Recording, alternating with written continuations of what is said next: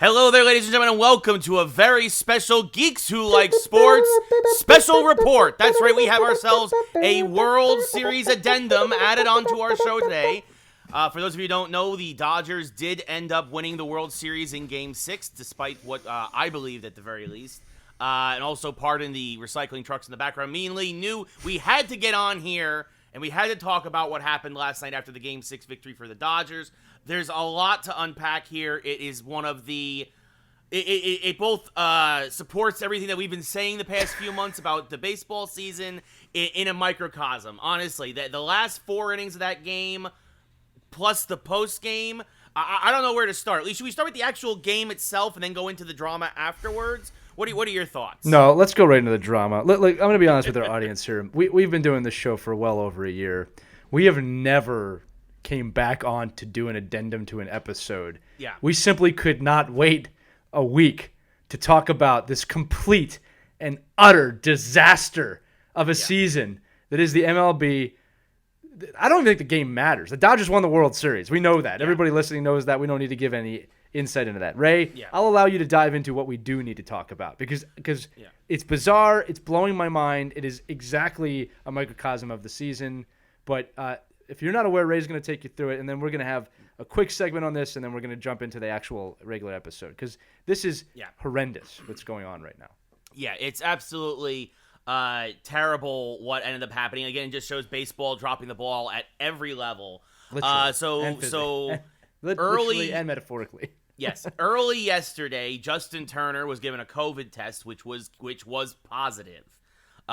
Because obviously false positives happened, they gave him a second test, and then they didn't get the results of that second test until about the second or third inning. And at that point, they then somehow got the relay down to Dave Roberts that about in the 7th inning, they needed to pull Justin Turner from the field because he was indeed COVID positive. It was not a false positive. He came back twice, 2 different tests. He was positive, had to be pulled from the game. So not only did a man who was, first off, the fact that he was even suspected to have had COVID before that game started, and then the fact that he was allowed to take the field, and they're like, oh, I'm sure it's just a false positive. That is the worst possible mentality you can have with this virus, and it is the worst possible example you could set. But then the worst part probably comes after the game, is that once he is confirmed, and once he's out of the game, is he is allowed maskless back onto the field to take the team photo with the team, and I get it, it's something he's been fighting for his whole career. This is a moment that guys dream of, but in that one moment, he could have instantly infected the entire Dodger roster, plus the press, plus the grounds crew, plus everyone else was there, including Manfred, who I hope gets it just for the irony of it. Actually, I don't. I kind of do. But it's. I mean, that's how bad the situation is. And then he put a mask back on. Then he took it off to kiss his wife. Then he put the mask back on. At that point, it doesn't matter, Justin. You infected the whole dang stadium probably at that point. And again, this just goes to show that baseball doesn't really care. They dropped the ball at every level, even bubbling. They somehow screwed up the bubble. NBA, NHL, perfect bubbles. MLB, World Series, everybody's infected. And by the way, the people should be thankful that the Dodgers won in Game 6, because if the Rays had come back, just imagine we could be waiting to play Game 7 in the middle of November, because the whole Dodgers would have had to, and probably are right now, quarantining. That's the situation. That's what's going on. Yeah, the Dodgers won the World Series. Big whoop. The whole team's infected. There's a lot to unpack here, Ray, both from a coaching standpoint, a human standpoint, and a fan standpoint. Which one would you like me to tackle first? Start with whatever one you want. Start with the fan perspective, Lee. Okay. As a fan, I am not a fan of baseball this year. I haven't hidden that fact since day one when they started. I was critical. They failed every step along the way. The fact, and again, questions. How did you get COVID in the bubble? You probably were not in the bubble. That's what I'm going to guess. Number one. Or the 12,000 fans a game they were letting into the stadium. Right. So it was not a true bubble, number one. Right. Number two, we know that in terms of the false positive things, if you test positive, It should not be a green light to Joe. Oh, well, let's do it again. He should be tested immediately before. He should not be playing prior to be testing again. Just so everybody knows, he was tested again this morning and tested positive a third time. So this is not a false positive. All right? He has COVID-19. Yeah. Should never have been near the field. Part of me wonders if they knew this while he was on the field, if taking him off the field was even a smart decision just to cause all the hoopla. But then again, I thought about it. If you don't, you find out about it. Yada, yada, yada. As a fan, I wish I could say I'm surprised, but watching baseball, literally Daniel Jones down the field is nothing new. All right? That's number one. As a coach, as a player, as an athlete, I do understand the human element of wanting to celebrate a championship with your team. Of course. I completely understand that. I also understand the responsibility as a human you have not to do that during a pandemic. Because here's the larger scale thing, and I already see it. People online, oh, what's the big deal? This and that. What's the big? He just set a national precedent for a lot of people that this is not a big deal. Yeah. I'm married to a doctor. Regardless of what you personally think about COVID-19, it is a big deal. There's nothing to support that it's not. I know people that are on the front lines of this thing and have seen people die from it. It's not a fake thing. And when a guy goes on a field and does that, in a complete disregard for the rules, by the way, because Manfred did say do not come on the field, and he did. Yeah. He was supposed to quarantine right away. Yeah. You're sending a message to everyone that this is okay. And the message was received because I'm seeing people tweet that it's not a big deal when it is a big deal. With that said, he's a role model. He's the franchise third baseman for the Los Angeles Dodgers. He also seems to be asymptomatic, which is good. It's a good thing if you have it. For sure. But it doesn't matter, okay? Because if you give it to somebody, they might not be asymptomatic. Yeah, there's a larger responsibility than you being in the team photo. I don't care that you worked for this your whole life. I mean, I care about it as an athletic point of view, but here's the deal. Sure. Here's the deal, and this is what I'm saying. You're a World Series champion regardless. Yeah. Regardless. I can understand and want to celebrate. We are in a pandemic. You got the virus. You have to sit out. And I know that would have been incredibly hard, but it was also incredibly, incredibly selfish to come back onto the field in that moment. And let's talk bigger, Ray. This is a microcosm of what's wrong with the country and why it's spreading here. Okay, we are very selfish. It's a great asset as a people. It's also a great detriment, okay? I don't want to think selfishness is always a bad thing. I'm selfish when I want to see my kids more than work. That's a form of selfishness, okay? In America, we are taught to follow our dreams, which denotes you're going to be selfish along the way, okay? Yeah. But this is a microcosm of everything that's wrong right now. You got a deadly disease, and you are willing to infect other people in a gleeful, wonderful moment, and I get that. Not the right thing to do. Also, what is the point of coming out with a mask on like this, then taking it off for the team picture, then putting it on, then legit kissing your girlfriend, which is exactly how the disease is passed? I'll tell you this right now. If my wife came home COVID positive, okay, she would not kiss me. Even if it's like, oh, you're totally going to get it. She would not do anything to help it. She 100% has it now, by the way. She will 100% come down with COVID, his girlfriend. Oh, now. yeah. There is no possibility that they won't. Yep. Okay? And here's the other thing. The next thing I hear, oh, he'll survive. He'll be fine. He's an athlete. I'm sure he will. It's not about him. I don't know why this is so hard to understand that. It's not just about you if you get it. It's about other people as well. The third level I want to talk about is just the MLB. This is a colossal screw-up. This was by far the least integrity-filled season of sport I have seen since the White Sox scandal. And I was not alive then. Okay, that was also 100 years ago during a pandemic, by the way. Right. Yeah, maybe this is way worse than anything with steroids, in my opinion. Yeah. Okay? This is a debacle, and it is fitting that the World Series, which was kind of a joke to me anyway, ended with this. Now we can't even, Dodger fans, you'll celebrate because you go riding whenever anybody wins. Oh, they rioted last night. Ridiculous. I was making fun of them. Check out my Twitter if you want to see the guy who accidentally lit his car on fire with his own fireworks. That was great. Sounds wonderful. All right. Morons. But my point is that, it takes away from the championship in a lot of ways because now everybody's focused on this and everybody's calling it bizarre. Yep. It's this. It is horrendous. The MLB should be ashamed of itself. I never say things like this. Manfred should be kicked out. He has done a horrendous job running the league this year. He needs to be out. Okay, if I was an owner in the MLB, I would want this man out. You did not do your job. You did not act in the best interest of baseball. You acted in the best interest of money in the pockets of the owners. You did not act in the interest of your fan base. You endangered your players. Yeah. Okay? When I look at the other leagues, right, the NHL did it perfectly. All right? They will not be able to do it perfectly when they come back. I'm going to tell you that right now. There's no way nobody gets it.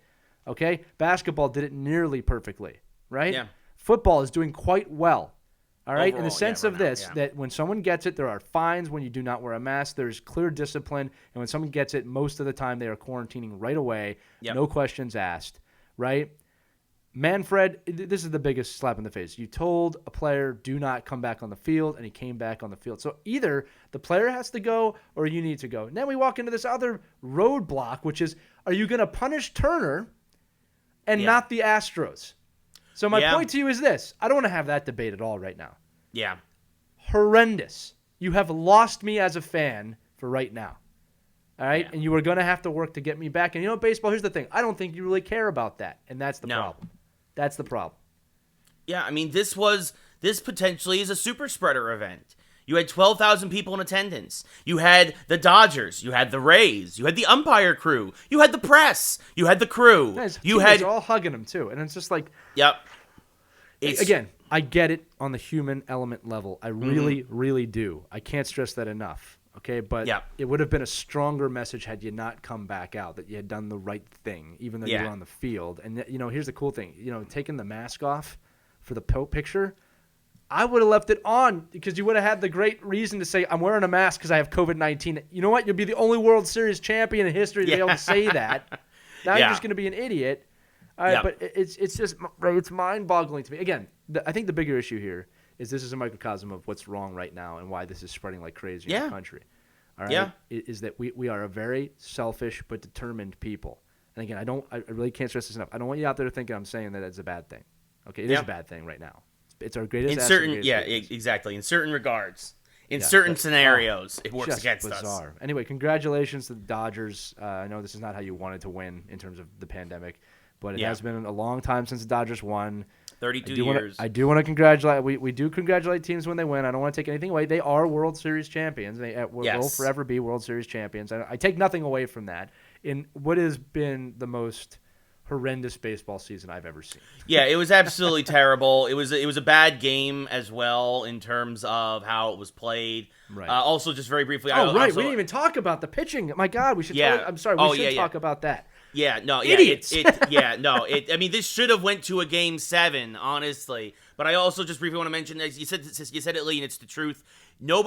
Everyone who's not a Dodger fan right now is not talking about the Dodgers. If you're a baseball fan, right, you're talking about Turner. COVID.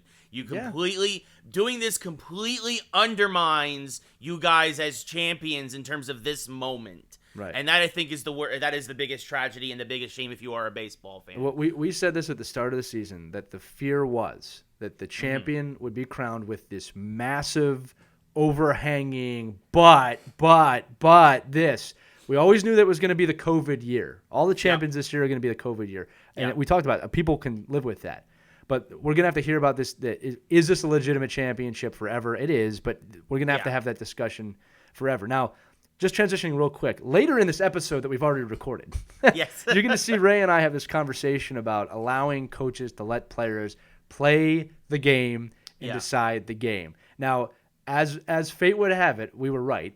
the foresight that we had. Yeah. Because I'll let you explain it, but it's just mind-boggling to me. Then this is real sport now if you're tired of the COVID conversation. So, and this is folks, this has happened, like, this is unbelievable, and you could tell because afterwards Blake Snell was super mad in his post conference. He was very rightly pissed. so. And he was pissed on the mound, and he should have been. He was at 73 pitches, super economical, one out in the 6th inning. He's pitching a gem. He's pitching a gem. He had 9 strikeouts through 5 1/3. They couldn't touch him, but because the lineup turned over and because of Kevin Cash's script, third time through the lineup, I have to pull my pitcher. Oh. He had just given up a single, solitary single. He had 2 over the course of the game, but that inning, I had a runner on first. And it's like, Mookie Betts is up. Mookie Betts said on the field as he's walking off, "Thank you." because he knew he couldn't hit Snell. And guess what happened? As soon as they brought him to the bullpen, double down the line, Mookie Betts, and then the chaos started. Like, Mookie Betts, one of the best players in the game. Seager ended up being the MVP. But when the best player currently in that series is like, oh, thank God you pulled your starting pitcher, you knew you done screwed up because he had his number. The top 3 hitters in the Dodgers lineup going into that inning were 0 for 6 with 6 strikeouts against Snell. They literally could not touch him in the first 2 at-bats. Now, that's not to say you leave him in. He could still have gotten hit, of course. But you got to ride your horse at that point. Especially because you don't know, you're trying to play for Game 7. You got to ride your ace. Snell's your ace. He's pitching again, like Lee said, he's pitching a gem. 2 hits in gem. 5 1/3 innings. Idiots. 9 strikeouts. You idiots. And you pull him. And then you bring in a reliever who in the regular season was very dominant, but in 6 straight appearances now has given up a run or more in the playoffs, and Nick Anderson, which also shows you're bringing in one of your worst relievers at the moment. Let me Play say the this. hot hand. Let me say this. This is actually from Moneyball. Okay? And this was at the end when the A's lose at the end of Moneyball. It is said. Yes. It is said very clearly that statistics do hold up over the course of a season. But in one series, in one game, they don't mean much. You can throw them out the window. This is an any given Sunday game for the Rays. It's not for the Dodgers, which even gives more power to the Dodgers in this situation. Okay? You don't ride the statistics in that situation. You have a guy throwing a gem. Again, no one knows what would have happened had he stayed in the game. They very well could have lost. But they still could have lost for sure. Right. Here's the thing. I'll tell you what. Even if the Rays come back in that game, no one's looking at that move like that was the right move. Nobody. Yeah. No. Okay? And the funny thing is that the players decide the games. Now, that guy's been waiting his whole life. I want to say it's another human level thing. Yeah. He's been waiting his whole life for that game. Yep. His whole life. A do-or-die kind of game in the playoffs. You took him out with less than 80 pitches thrown. Are you serious right now? That is a manager losing the game for his team. That's a manager putting himself not in the spotlight. I don't think that's what his intention was. But it's you're making decisions. You're taking the game out of a player's hands. It's not your job. And I can give you countless examples of World Series greatness. Yeah. In just the World Series, by the way. I'm not even going to bring up other sports. Of pitchers who come in that scenario and Cole Hamels. I mean, Andy Pettitte for the Yankees. 600,042 Yankees. I mean, it just could do anything. What are you doing?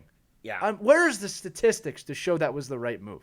Yeah. Again, over the course of a season, when there's 20, 30, 40 more games left, or your pitcher's got 15 more appearances. I get it. Okay, I really do. All right, because you can afford to lose a game in those scenarios. Okay. Right. Not Game 6 of the World Series when you're down 3-2. And the funny thing is that Dave Roberts, who messed this up earlier in the series in Game 4, rode his hot hand to Urias pitched the last 3 innings. Yeah, I know the at least he's got I'm breathing into a mask up paper bag. Idiots.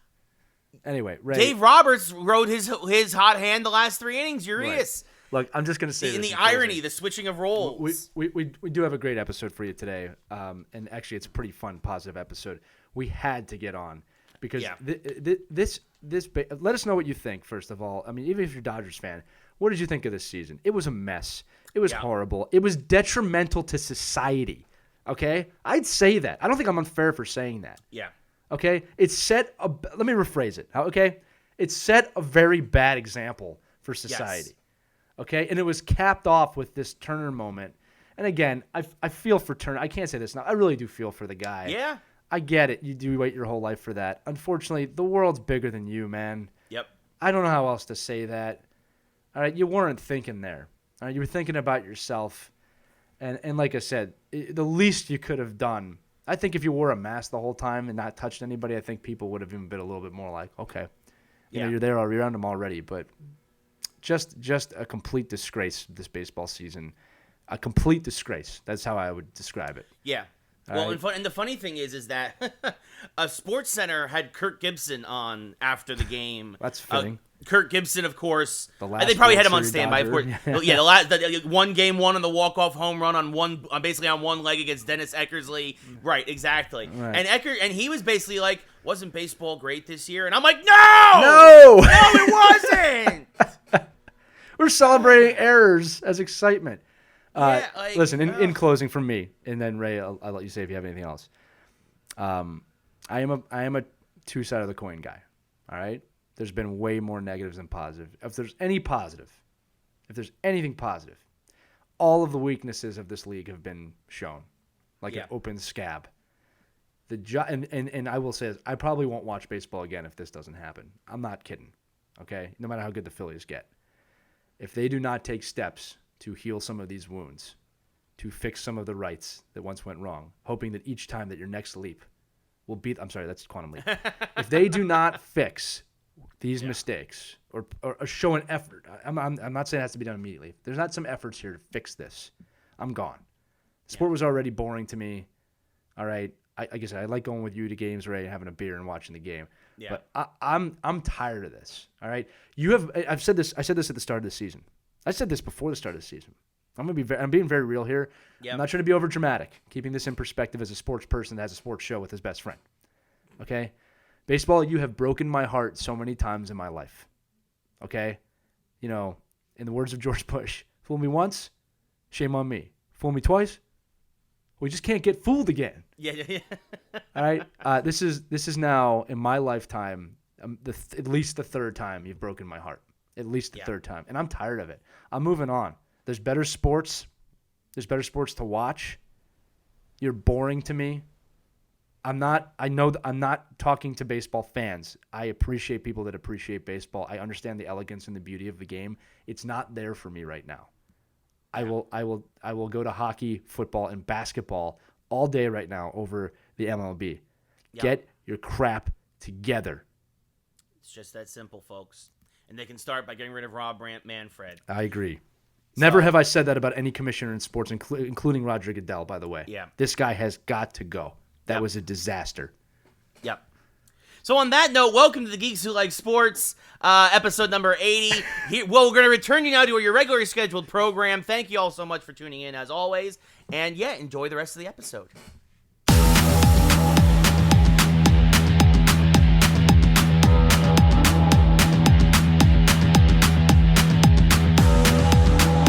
Hello there, ladies and gentlemen, and welcome to episode 80 of Geeks Who Like Sports. As always, I am Ray Carcillo in Los Angeles, California. To my best friend in the entire world over in Philadelphia, Pennsylvania, Lee Elias. Lee, how are you doing on this fine Tuesday morning? Ray, I did the math. It is episode 80. I wrote it down on a piece of paper here. This is an actually interesting episode. First off, the weather here is very foggy and Halloweenish, which is nice because Halloween's coming this weekend.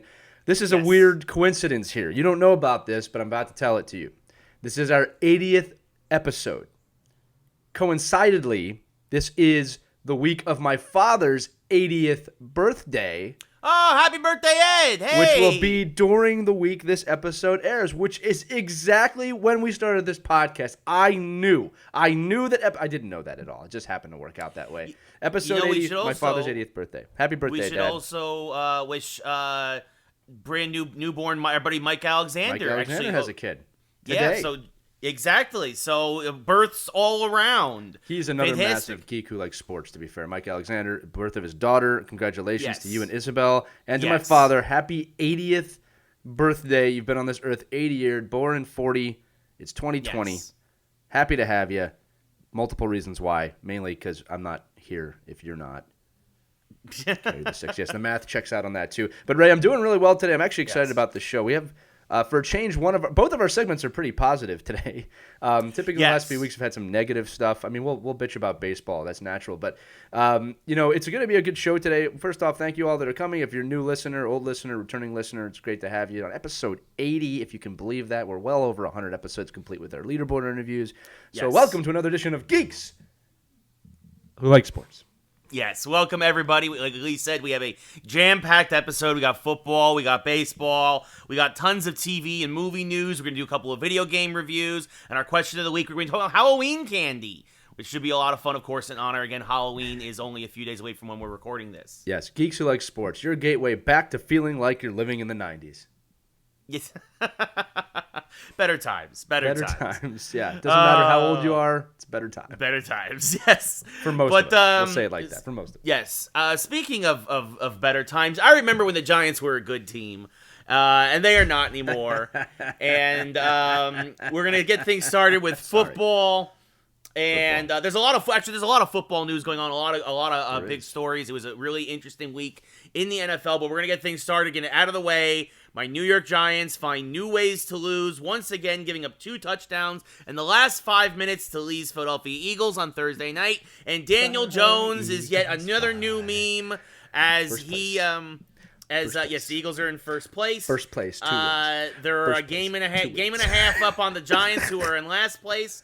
Fun fact, folks. This is the first time in NFL history that there has been a division without one team that has at least 3 wins through 7 weeks. The Eagles are 2-4-1. Washington and Dallas are 2-5, and the Giants are 1-6. This is officially the worst division in football history. That's a great stat, but if we're going to bring up the Giants at the top, we have to talk about the play. Daniel Jones. The play. Let me reenact the play for those of you sitting at home. I'm going to describe this. So in my left hand, I have a authentic Hulk action figure. This represents the Eagles right now. Of course, this is Hulk from the first movie, so not as good as previous or other incantations of the movie, like a Super Bowl team, but it's here for today. It's a green Hulk from a bad movie. In my other hand, I have an action figure that I bought in 2002, which I call Stoned Warrior. Now, for those of you at home, you can't see this, but this is like a medieval character with a beard, and his eyes are wider than the sun. And what happened was Hulk and Stone Warrior were playing each other. Oh, hello, Stone Warrior. Smash! And this is Daniel Jones running down the field, really fast, by the way, and then looking around, and there's nothing here, there's nothing there, looking up, and then he fell. And that is what happened. But now, Ray, you'll probably do a better job than I did there, but I wanted to do this in a geek way for the fans at home. Daniel Jones and the New York Giants. So for to set the stage, the Giants were they were down. I believe they were down 10 to 7 at that point. They were down 10-7. The Giants were deep in their own territory, I think around their own 12-yard line, and it was a great play call because Daniel Jones, one thing he does do well is he typically can run very well. Typically. And so it's a naked bootleg to the right side. There's nobody there, and for some reason... There really was nobody there. The Eagles, I guess they were blitzing the safeties. The safeties got caught in the box, and Jones had literally nothing in front of him but green grass. By the way, this was like a textbook play. It was executed on the line of scrimmage perfectly. Yes, the Giants' offensive line did what they were supposed to do. Engram and the receivers did what they were supposed to do in terms of the trap blocks. It was perfectly executed, and Daniel Jones... he was over 21 miles an hour. Which is fast. That's a sprinter's speed. That's almost like Tyreek Hill. That's almost like some of the fastest guys in the NFL. He got up to speed, and there was nobody near him. The safeties gave up on the play. The corners, they're like, he's gone. Nobody was near him. I got to reiterate this. There was not a player close to him. There's nothing between you and the end zone, and no one's even chasing you at this point. I got to really set this up. And around the Eagle 15, he just starts, his momentum gets too much. He starts toppling over, and I start screaming in my living room because I see what's happening. Because anybody... I don't know if it's ever happened to anybody else. I'm a bit of a top-heavy individual. I start getting up to speed. This happens to me as well, where sometimes you start going faster than your legs can actually keep going. And that's what happened to Daniel Jones. And and he rolled for like 6 or 7 yards, and then the Eagles finally caught up to him and touched him down at the 8. And everybody's shaking their head. Saquon Barkley in the press box shaking his head. The players in the sideline shaking their head. Because it's been that kind of a season. Your own players, your defense was laughing at him. That he fell over. Because he's a joke. Because he's a joke. Whoa. Okay, before you go dark on him, Let's just take a look at this play. So clearly he's running for his life, like someone's going to stab him from behind. It looked like he got shot the way he fell. It did look like he got shot. There's a great meme of Jason Bourne shooting him as he falls. But here's the deal: is obviously, look, this is the silver, and it's not even. It's like a bronze lining. The kid clearly cares. He clearly wants to win, so much to the point that he got overexcited when he was running and fell down on the 20-yard line. The Giants did score on the play. Now, the sad part is that had he scored there, they would have actually had a little bit more time with the ball at the end of the game. But look, breaking this down, that was the funny part of the game. The funnier part is that these teams all suck. I will say that this game proved, without the shadow of a doubt, that the Giants are just not there. They're just not a good team. They're close, but Eagles, they're not there. Well, the Eagles are and I am going to say this. It's not an excuse, but the Eagles are heavily injured, heavily. And the fact that the Giants couldn't beat the Eagles with most of their offensive line out, several of our receivers being hurt, it just shows you they're not there. All right? Again, there's pieces there, but they're not there. With that said, turning around to the Eagles, who are probably at this point the favorite to win the division for multiple reasons. All right. Yeah. Again, if they can get healthy, you never know. And again, I don't expect us to win anything but division games this year. In fact, our schedule gets pretty hard here. Ironically enough, the rest of the NFC East schedule gets a little bit easier. So the rest of the NFC East plays teams that are under 500. The Eagles do not have a team under 500 outside the NFC East. So we'll see. Like I said, you just don't know what's going to happen this year. If Wentz gets hurt, that could be the end of it unless, our backup Hurts comes in and is amazing. I don't know.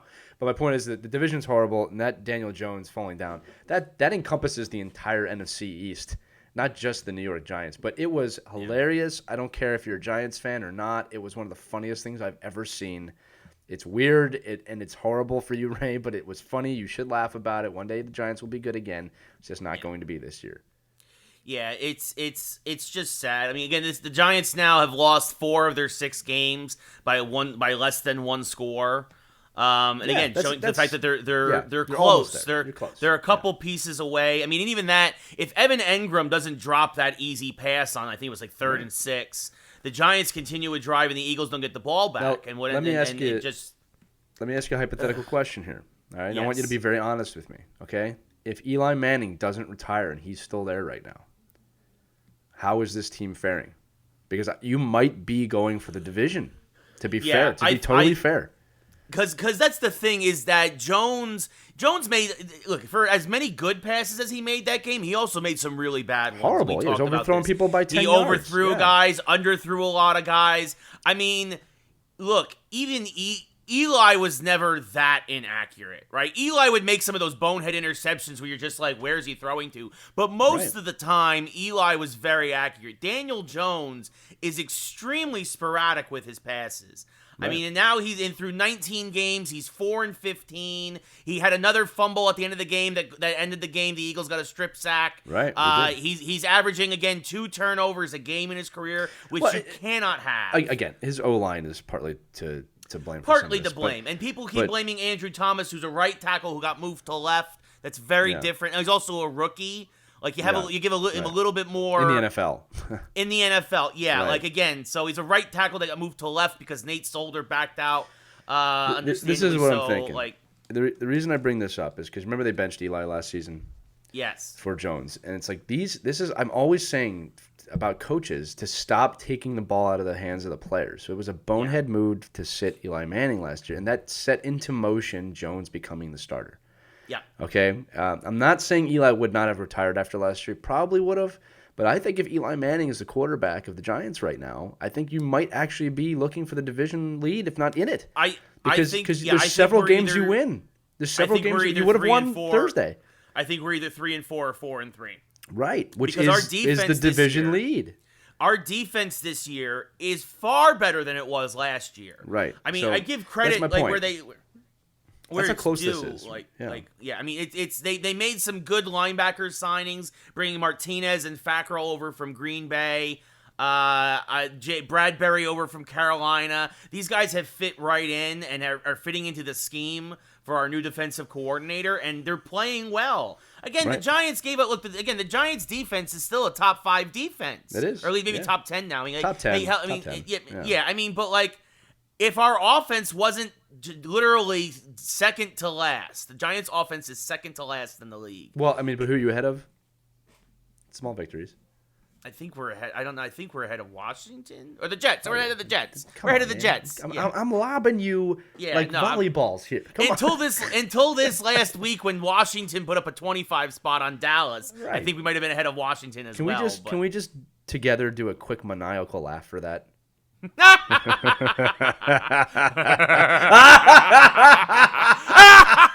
How about them Cowboys? They don't have a name. They don't have a name. They beat us week 1. Week 1. Actually, Washington's been doing good against division teams. Yeah, Washington's 2-5. The only team that beat Washington in the division was us. I hope you enjoyed that sporadic maniacal laugh. Yeah, but I mean, again, this is also. I feel bad for Andy Dalton. He looked like he got really badly concussed. The third string quarterback had to come in. I'll say this also. Speaking of defenses, Washington's defensive line. Chase Young, clearly the best pick in the draft last year, number 1 overall for a reason. Kid came in and is already tearing things up. He is a monster. He is going to be a pain in the neck of all the other NFC East teams for years to come. Yeah. I hope he leaves after his rookie contract because he's a beast. He's an absolute beast. As of right now, in terms of rebuilding, Washington is closer than the Giants. Even though they made that dumb play the week before. But let's get off football. Let's get off our teams. There are fans of other teams that listen to this show. It just look, Daniel Jones falling down, Dallas, Washington beating Dallas. The whole NFC East is in hell, and we hope that you're enjoying that on our behalf. Also need to mention, of course, Giants making stupid moves. The Giants traded Marcus Golden, who led the team in sacks last year. Having a bit of a down year this year, but the Giants are also very thin at linebacker. So what do? We trade away one of our linebackers for a 6th-round pick to Arizona. Fire Gettleman, folks. Hashtag fire Gettleman. Anyway. Something happened there. But yes, go ahead. I guess. But yes, other things around the league. Speaking of transactions, it looks like Antonio Brown is officially a Tampa Bay Buck, signing a 1-year deal with them.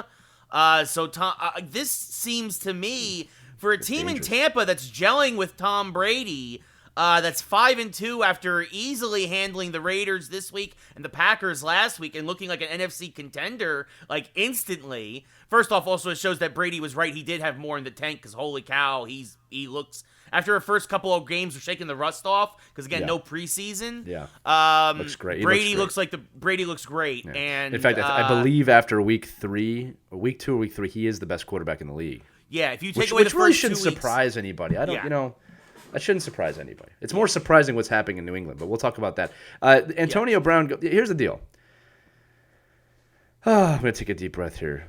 I'm not going to say I'm rooting for him here. This is a good scenario. He obviously played one game with Tom Brady last season, so he knows him. It's been made very clear. It's just, dude, shut your mouth and play or you're out of here. And I'm sure that Brady called him and said, look, let's do this right. You screwed up. You made a complete ass of yourself. Let's just get you in.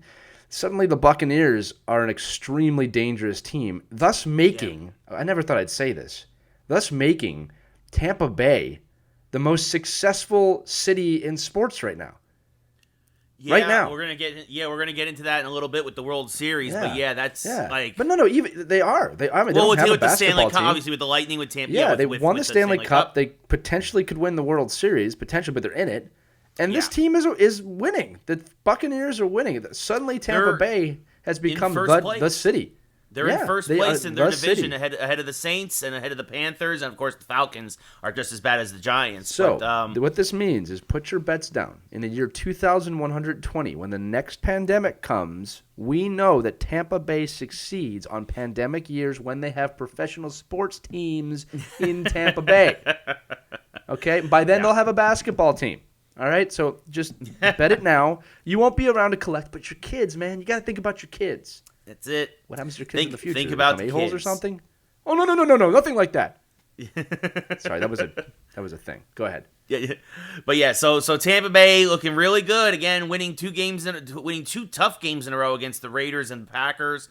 They're 5-2. They are clicking. Brady and Gronk tied now the second most touchdown receiver combination touchdowns. Quarterback receiver touchdown combination in history. I think only behind Rice and Montana. I think is the only other one that they're behind on. Don't quote me on that. Or maybe Manning and Harrison. I'm not sure. Can't remember who's first, but it's definitely one of those two. It's very very prestigious company that they're in. Here's the deal. It is a huge deal that they got Antonio Brown, and I'll be honest with you. I will say this. I'm trying to find the right words for it because he really annoyed me last year. I hope he's actually wonderful to watch when he's playing. When his head's on right, yeah. Yeah, so I'm hoping that happens, and I think this is this is such a Patriots move, by the way, that Tampa Bay did. So I think that is a massive, massive signing. Can you imagine if the Giants had him right now, like what that would do for your team? Or anybody in the NFC. So that's massive. We'll see what happens. We'll have ongoing coverage. For sure. Other receivers who might come out of retirement or forced retirement, Dez Bryant is working out with the Ravens, which would be a big get for them, I think. I think that would help Lamar Jackson tremendously. Bryant has shown in tape, at least, that he seems to still be in great shape. We'll see what happens. That's not official yet. It's still in talks and whatnot. But I'd love to see Dez Bryant come back and get a second resurgence in Baltimore. I think that would be great. I think he got a raw deal down there in Dallas, like many folks tend to, poor Dak. Also, speaking of records, Larry Fitzgerald is now the second, as the Cardinals beat the Seahawks in stunning fashion on Sunday night. Larry Fitzgerald is now second all-time on the receiver list in terms of receptions. Only the second player in history to have 1,400 behind, again, I do know for sure, is Jerry Rice. So that is extremely prestigious company, and Larry Fitzgerald, one of the best guys in the game. Really? It's almost a shame he's in Arizona just from a branding standpoint, I guess. But look, anytime you're in that type of company, you're in the best of all time. You're in the Hall of Fame conversation suddenly. Yeah. So and which he should get. But that's a huge record. We didn't want to underplay that. I do have a good transition out of this if you want. Yeah, sure. We've got other. There's other football stuff. No, I got a transition to football from this. Oh, okay. What do you want to? So speaking of being second, Fitzmagic, another Fitzgerald, now riding the bench. Yes, Tua Tagovailoa. You got it. You said it right. Tagovailoa. Tua Tagovailoa. I don't know if that's his name. I'm sure. It's very tough. I'm sorry. Ray, sorry. I gotta be honest with you. I didn't understand this move. So for those of you who don't know, Fitzpatrick, the quarterback, really, really fun to watch quarterback. They pulled him in the end of a game. They let Tua in. It was actually that great moment we talked about last week. It was a blowout. Let the backup come in, get a couple of throws. I am shocked that they are starting Tua.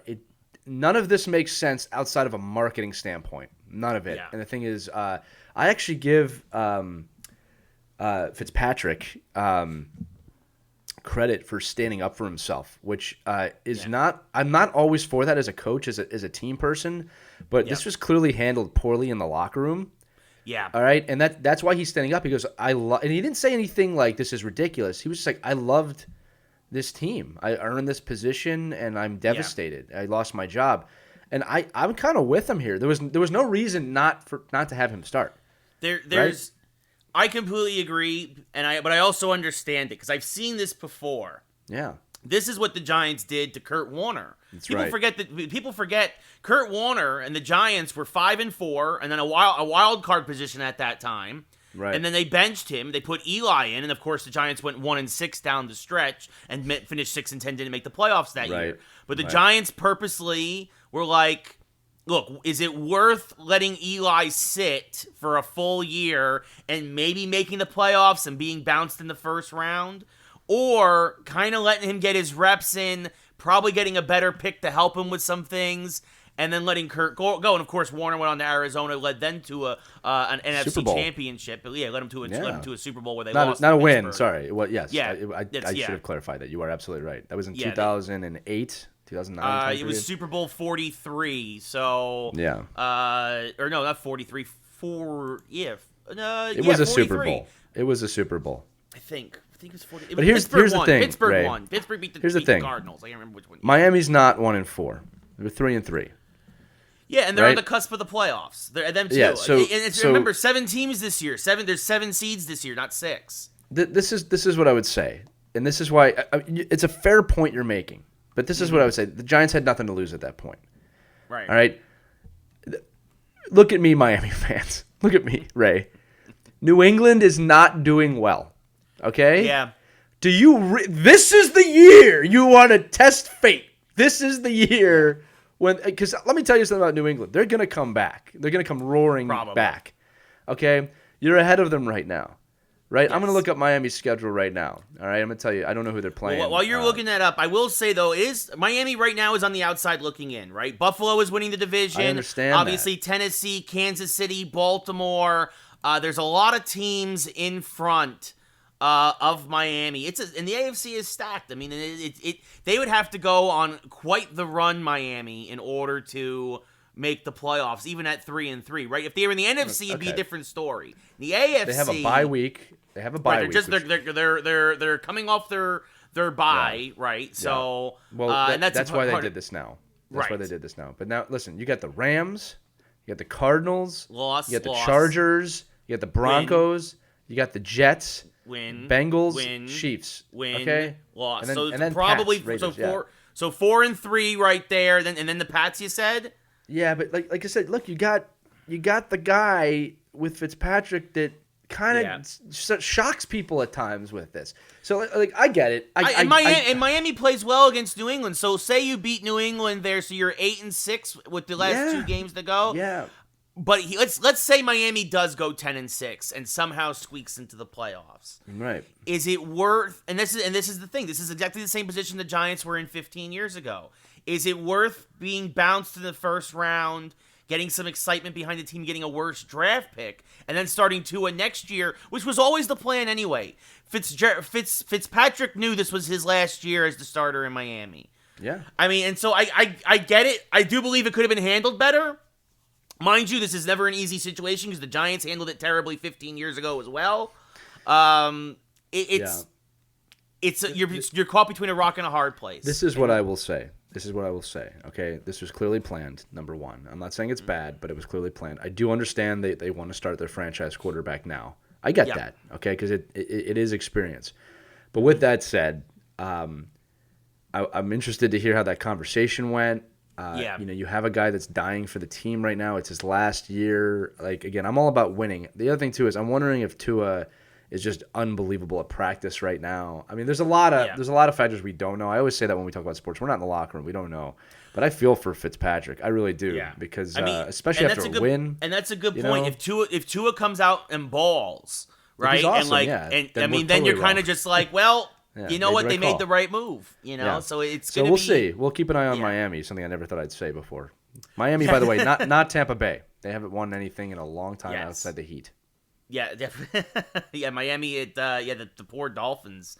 They've not really been relevant in 20+ years. No, since a guy named, I was going to say, since Marino was there. A little bit when Fiedler was there towards the end, but not. Well, they did have that Super Bowl against the Eagles where Ace Ventura beat up the Eagles mascot, but that was fictional.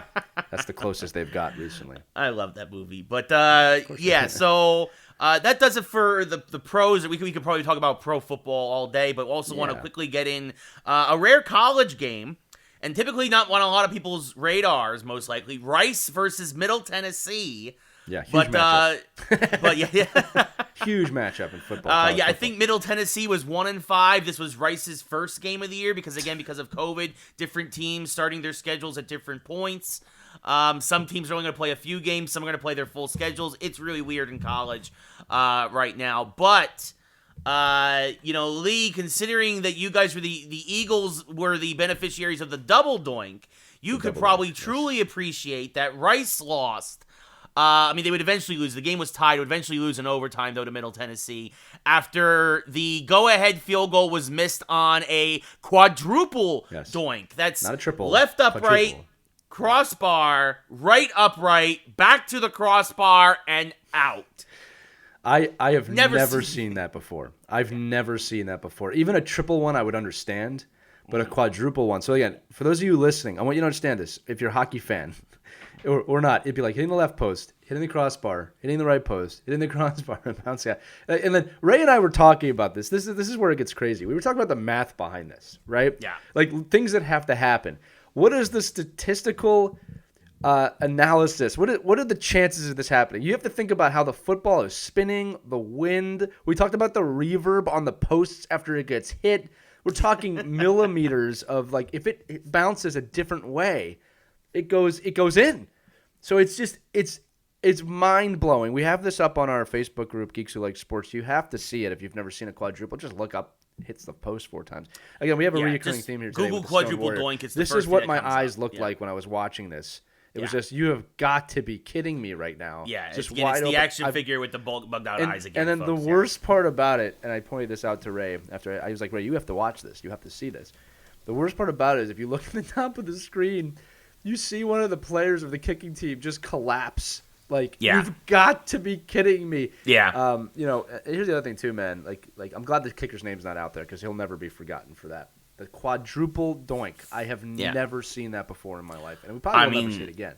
Yeah, and again, eventually Middle Tennessee would win in overtime, and it just, but the unbelievable, the odds of that are astronomical. Yes. They have I wrote to on be. the page. There's when the football gods want you to lose. And when the football gods want you to know that they want you to lose. Yeah. Because that's what happened there. Yeah, so poor Rice falls to 0-1 after our continuing coverage of Rice football. Yeah, so... Only episode 80 is the only time you'll hear about Rice football ever. I don't even know what state Rice is in. But it's in one of them.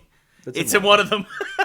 Somewhere in the center of the country. I only speak the truth. It's just, I'll tell you right, Rice University, we might as well do this because someone's going to call us on it. Rice University they're playing Middle Tennessee, so, it's got to be... Houston, Texas. There you go. There you go. Beautiful campus in Houston, Texas. Rice University fans, we're not fans of your team, I'm not going to lie. Sorry, guys. Yeah, it's just... Yeah. I'm not a big college guy to begin with, but no. But hey, Rutgers is 1-0, I think. So go Scarlet Knights. Yay, New Jersey. Yeah, it's all. That's the closest we have to a college team, folks, on the East Coast. Fan, but yes. Well, yes, you have in Pennsylvania. You've got Temple, and you've got Temple, Penn State, St. Joe's, Penn State, Pittsburgh. Nova's close. Nova's very close. They've won twice, actually 3 times basketball. Anyway. Keep going. Anyway, so that's college. Yeah, again, Jersey doesn't got much. Anyway, but just you, Ray. Pretty much. Yeah, pretty much. And I moved to and LA. My wife. Yes. And her family, who I love very much, if they happen to be listening. And all of my friends. But that does it. That does it for a massive football segment. We were talking about Tampa Bay before, though. We do have to mention, of course, the World Series is going on. The World Series. And honestly, at this point, the Dodgers should have won this series already, but in typical Dodger fashion, they're finding ways to choke and letting Tampa Bay stick around, which could come back to haunt them. Tonight is going to be Game 6. The Dodgers could win it tonight, but I don't think they will. Honestly, I believe this is going to be a 7-game series. I think I predicted Tampa Bay in 6 last week. I'm going to change that now. You can't change that. Even if you're wrong, you can't change that. Well, I'm wrong. I'm definitely wrong. If Tampa Bay wins it, it's going to have to be in 7 because I know that, but you were wrong. Yes, I was wrong. Now change. I admit that. Yeah, that's fine. Yeah, I admit that I was wrong. I'm never wrong unless I am Ray. So yes, well, exactly. I'm wrong. I admit it. Mathematically, I'm already wrong. All right, this is too painful for me to see you have to do that. Don't ever do that again. So,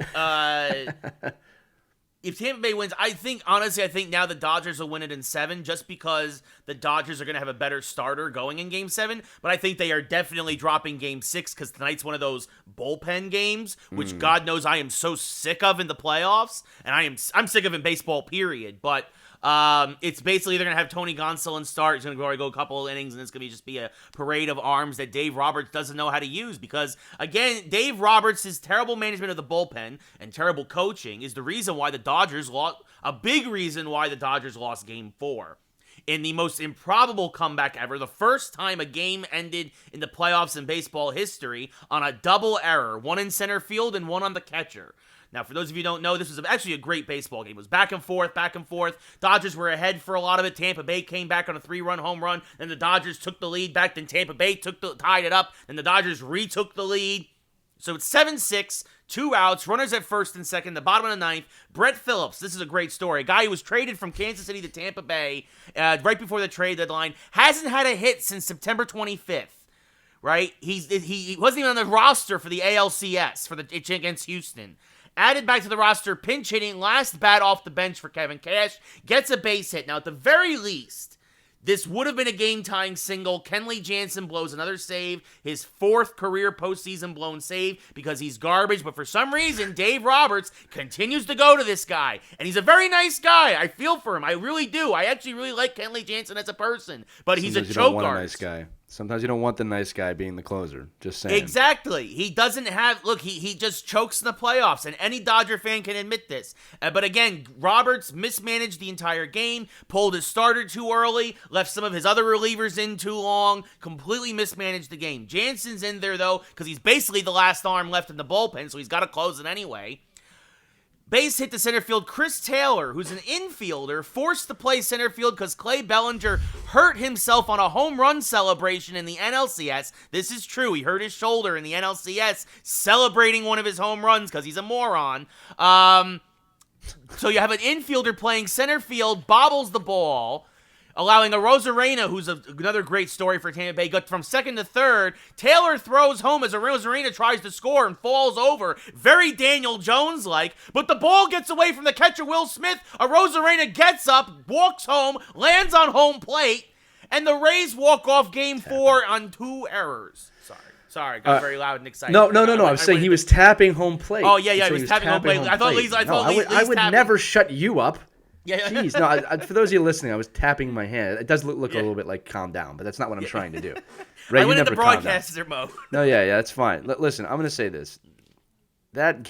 This game, I'll give you this. Most of the game was amazing. That was a good point.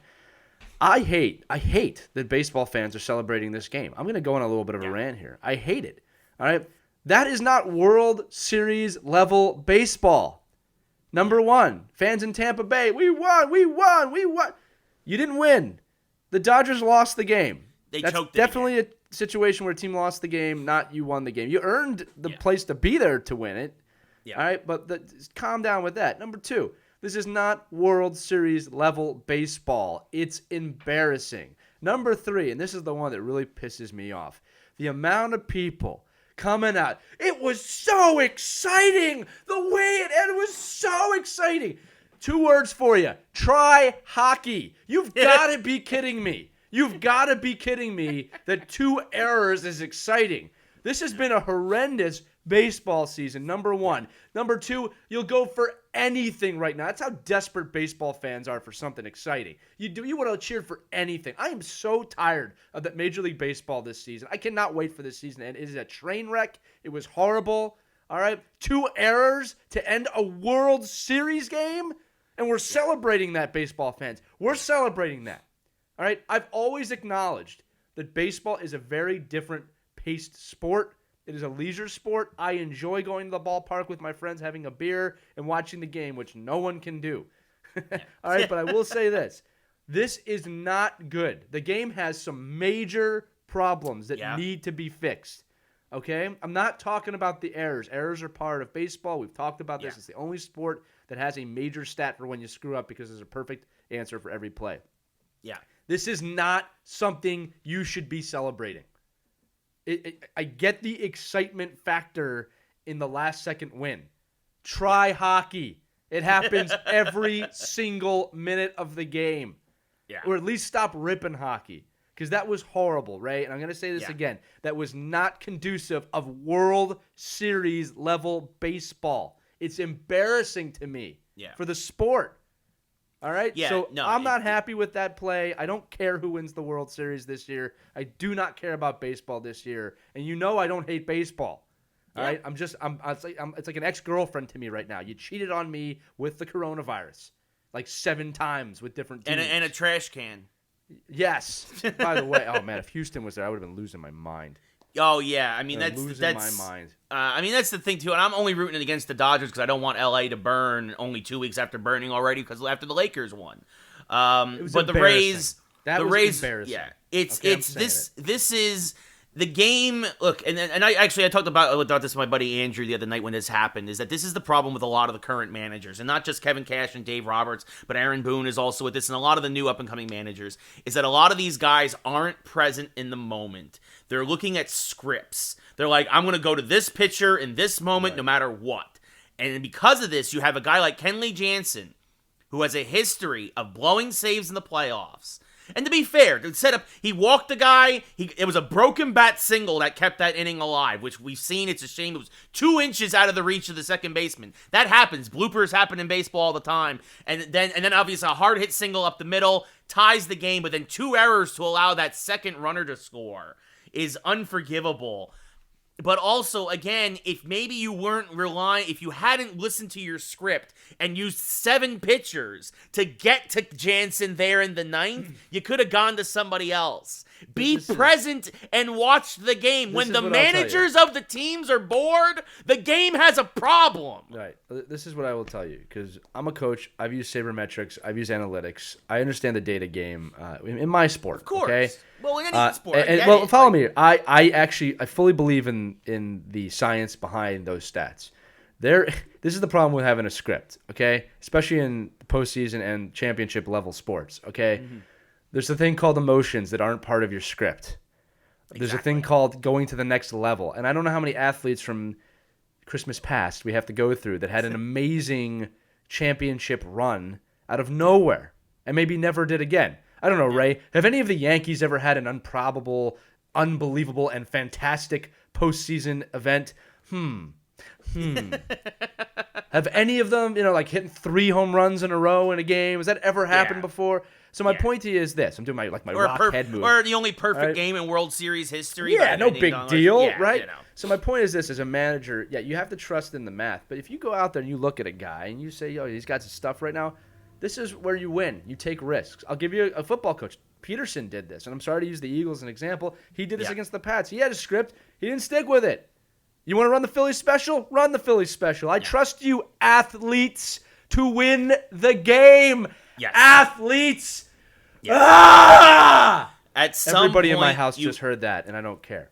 And again, at some point, you have to trust your players. You exactly. have to trust your players, and I am tired of coaches taking it out of the players' hands. And yes, listeners, I am in a position to say that.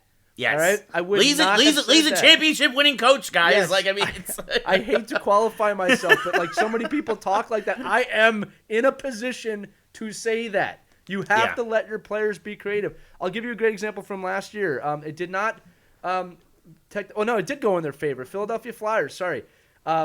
They were in a game. They were losing. Carter Hart, 22 years old, is the goaltender.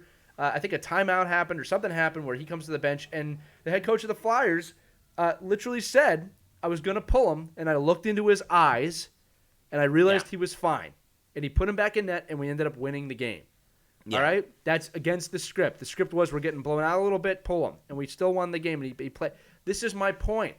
I'm going to say this again, Ray. I'm a big believer in statistics, analytics, sabermetrics. I really am. Okay, I've definitely won games using them. For sure. I'm not hiding that.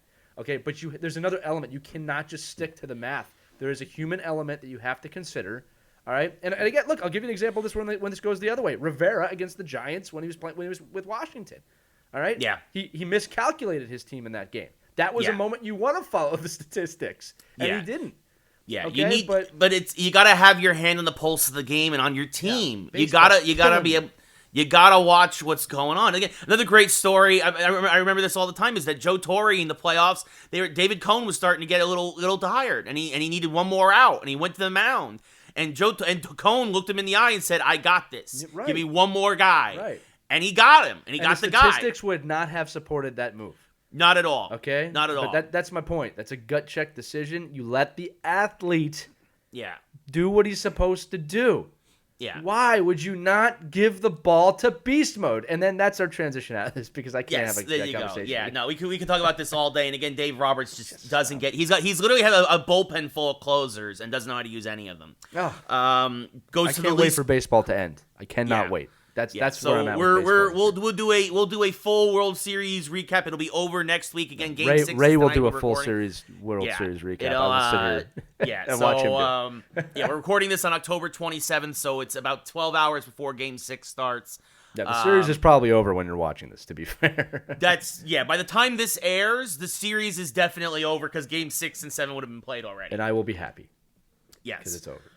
But so speaking, as one thing ends, another typically begins. We got the news this week that the NBA is looking to start their season right around basically on Christmas. Typically, Christmas is a big day for basketball. A lot of the big game marquee matchups are held on Christmas Day. It's an NBA tradition. So obviously, with the season and the schedule changing, for them looking to start on Christmas is not unheard of or not a bad idea, I think, for a lot of NBA fans. It's a little bit of a quick turnaround, especially for like the Lakers, as they'll probably only have about a 2.5 month break, which is a bit shorter than normal. But, and I don't know when the preseason would start, if they would even do a preseason. And of course, again, also with the NHL, there's a lot of things being thrown out with the possible divisions, multiple bubbles, the whole thing. They haven't worked out the regular season logistics. But much like the NHL looking to start probably possibly on New Year's Day, January 1st, the NBA is looking to start December 25th. So hopefully both those sports will be back sooner rather than later, which is it'd be a nice Christmas present for basketball fans. Like, again, we got to stress the fact that they're talking about it. There's nothing in writing yet. It would be the first time basketball starts before hockey. I don't know if basketball's planning on having a longer regular season than hockey would if they start 5 or 6 days earlier. Probably would. They'd probably have maybe 70 games instead of 60 games. Right. But look, sports will come back. The problem is, again, we got to see where we're at with the vaccine, with the virus, what's going on. If they can't bubble, there will be cases. We know that, obviously. And obviously, as long as they do it safely. I mean, here's the big thing about this that I'm just doing my sports thing here is that we're heading into flu and cold season, and everything is pointing that we are about to hit another wave of coronavirus exposure. Yep. Just due to the nature of the season. I mean, it happens. So we'll see. We'll see where we're at as we go into kind of the middle of the winter there, or early winter. And look, I wish the sports to start as fast as possible, but as safely as possible. Yeah, no, exactly. I know. I'm sure that the NBA and NHL, considering they were smart and bubbled for their playoffs, will do everything they can to at least to try to be as safe as possible.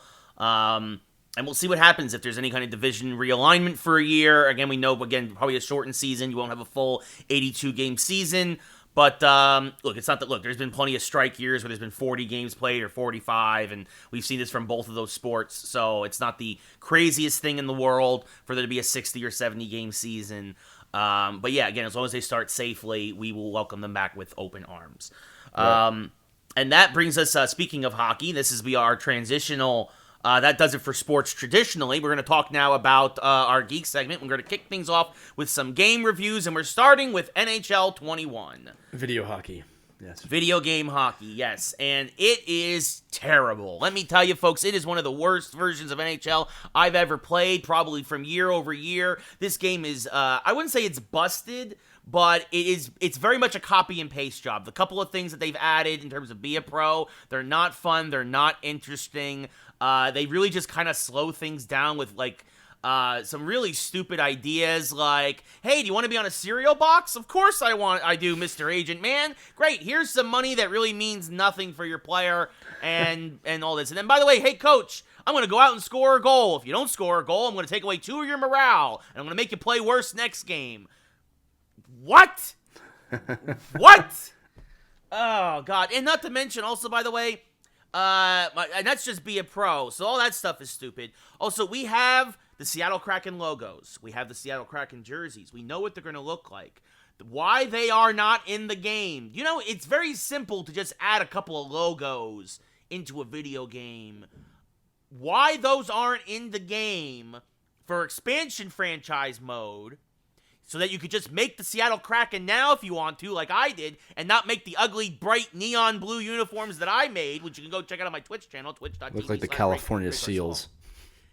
Yeah, they are a bit kind of Golden steely, Seals, yeah. So, but and I'm 3-1 with them. But anyway, why no one's asking, logos? But here you go.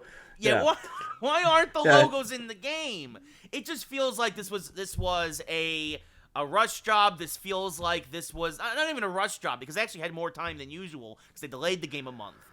It feels like a half-assed job is what it feels like as they get ready possibly for the next generation of consoles, which, by the way, NHL, at least this version, NHL 21, is not being ported over to. The last time that happened was NCAA football, and the franchise died after that. Right.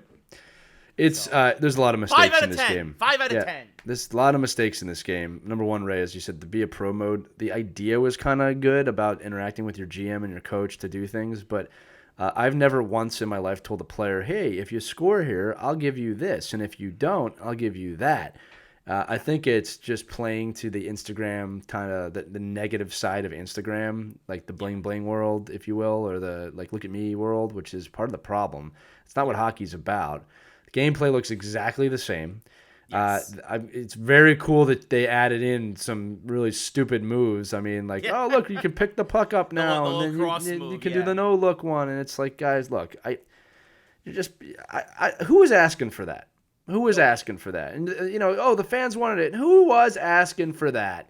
I just saw, who was it? The Nasher score 3 in a row on a shootout of those no-look goals where, like, he puts his stick. It's a joke. It's a joke. Make a good hockey game. You used to be the toast of sports games. Yeah. What happened? Yeah. Now, you got a chance, I guess, to come back with whatever's going to be NHL 23 or 22. Yeah. I mean, it's just, what a mistake. Oh, and all their touted AI improvements are garbage. There's no AI improvements. Yeah, there is. They're not there. Again, the goalies still suck. When you've added in, goals that rarely happen, okay, that you can do at a whim now, which is not realistic, and you've created a GM mode that really is not the way what we should be teaching our kids as a hockey coach. I'm telling you that right now. All right, that if you score, you get a better chance of, that's not how this works. It's a team game. So I didn't understand any of this. I told you that when the game mentioned this stuff, I thought it has potential. Potential's been spoiled. 5 out of 10 by Ray. I'm going to give it whatever Ray does because I haven't played it. But I've seen Ray play it, and it looks horrible. Yeah, it's not good. It gets worse every year. And so, I mean, it's not broken, but it's not good. No, so it's again, not so a good game. It's 5 out of 10. You want to play a good hockey game? Play Super Blood Hockey. It's way more fun. Yes, go back and play Super Better Blood GM Hockey. mode, too. Don't kill your players. Seriously. Yeah. Other game reviews, a couple other games that I've played recently. Moving into some beloved old school 80s properties, G.I. Joe and Transformers. Hasbro putting 2 out. One was bad, and one wasn't bad. We'll start with G.I. Joe Operation Blackout. I love G.I. Joe. Actually, is it nearby? It's not here. I don't have the DVDs. But anyway, they're here, down here. I'm not going to go digging for them. I am a huge G.I. Joe fan. He is. He looks like one. Yeah. I wish that we could get a good G.I. Joe game that has a little bit of grit, a little bit of isn't quite so. This feels like they were just trying to make the action figures come to life. Either channel the cartoon fully or go hardcore grit. Don't try and toe the line and then end up not pleasing. No, this is all about writing. It's all about good Yes. writing at the end of the day. Yeah. And you have plenty of storylines. And like I said, we've seen properties do this successfully now for the last 5 or 6 years where they come with kind of a ridiculous story and make it work. It's all about being self-aware and kind of slightly bending the third wall, which is like you're slightly – this is like what Cobra Kai does so well, right? Yeah. It knows it's an 80s show, and it kind of embraces that but brings in like modern-day rules, science, right? Yeah. G.I. Joe needs to do this. You don't have to – like I said, we still want the classic characters just in a better environment. Yeah. It was really rough to play. I'm not gonna lie. From a technical standpoint, the game is broken. The aiming mechanics are terrible. The cell shading was fine. The animation was okay. You are such a geek. Yeah. I look for every opportunity to say that, by the way, because it's like, and that's the point. You're such a geek with the Joker, and that's the point. That is the point, yes. But it was, I mean, the story, again, and I think it took away from the story, which on the surface wasn't terrible. Like, the idea behind the story, the kernel, that was the nugget of the story, but because of the execution in the gameplay, it didn't support that story at all. And so that game gets a 4 out of 10. Wow. Worse than NHL. Worse than NHL. So do not play it, folks. Oh, and by the way, and the biggest detriment, again, during a pandemic, no online co-op. It's only local co-op and local multiplayer like GoldenEye. Like, No, like this would have been actually. I think the modes actually would have been like a 4-on-4, where like a team of Joes versus a team of Cobra, like because you had the characters Cobra Commander and Zartan. You're making far too much sense. Stop. Like, remember the first rule of business: if it makes sense, it's not going to happen. Yeah. No, I know. Actually, that's the first rule of planet Earth right now. Yeah, that's what it feels if like. It makes sense. It's not going to happen. So that was disappointing. The other game, Transformers Battleground. Autobots, let's roll out. Yeah, that's a good one. That's very nicely done.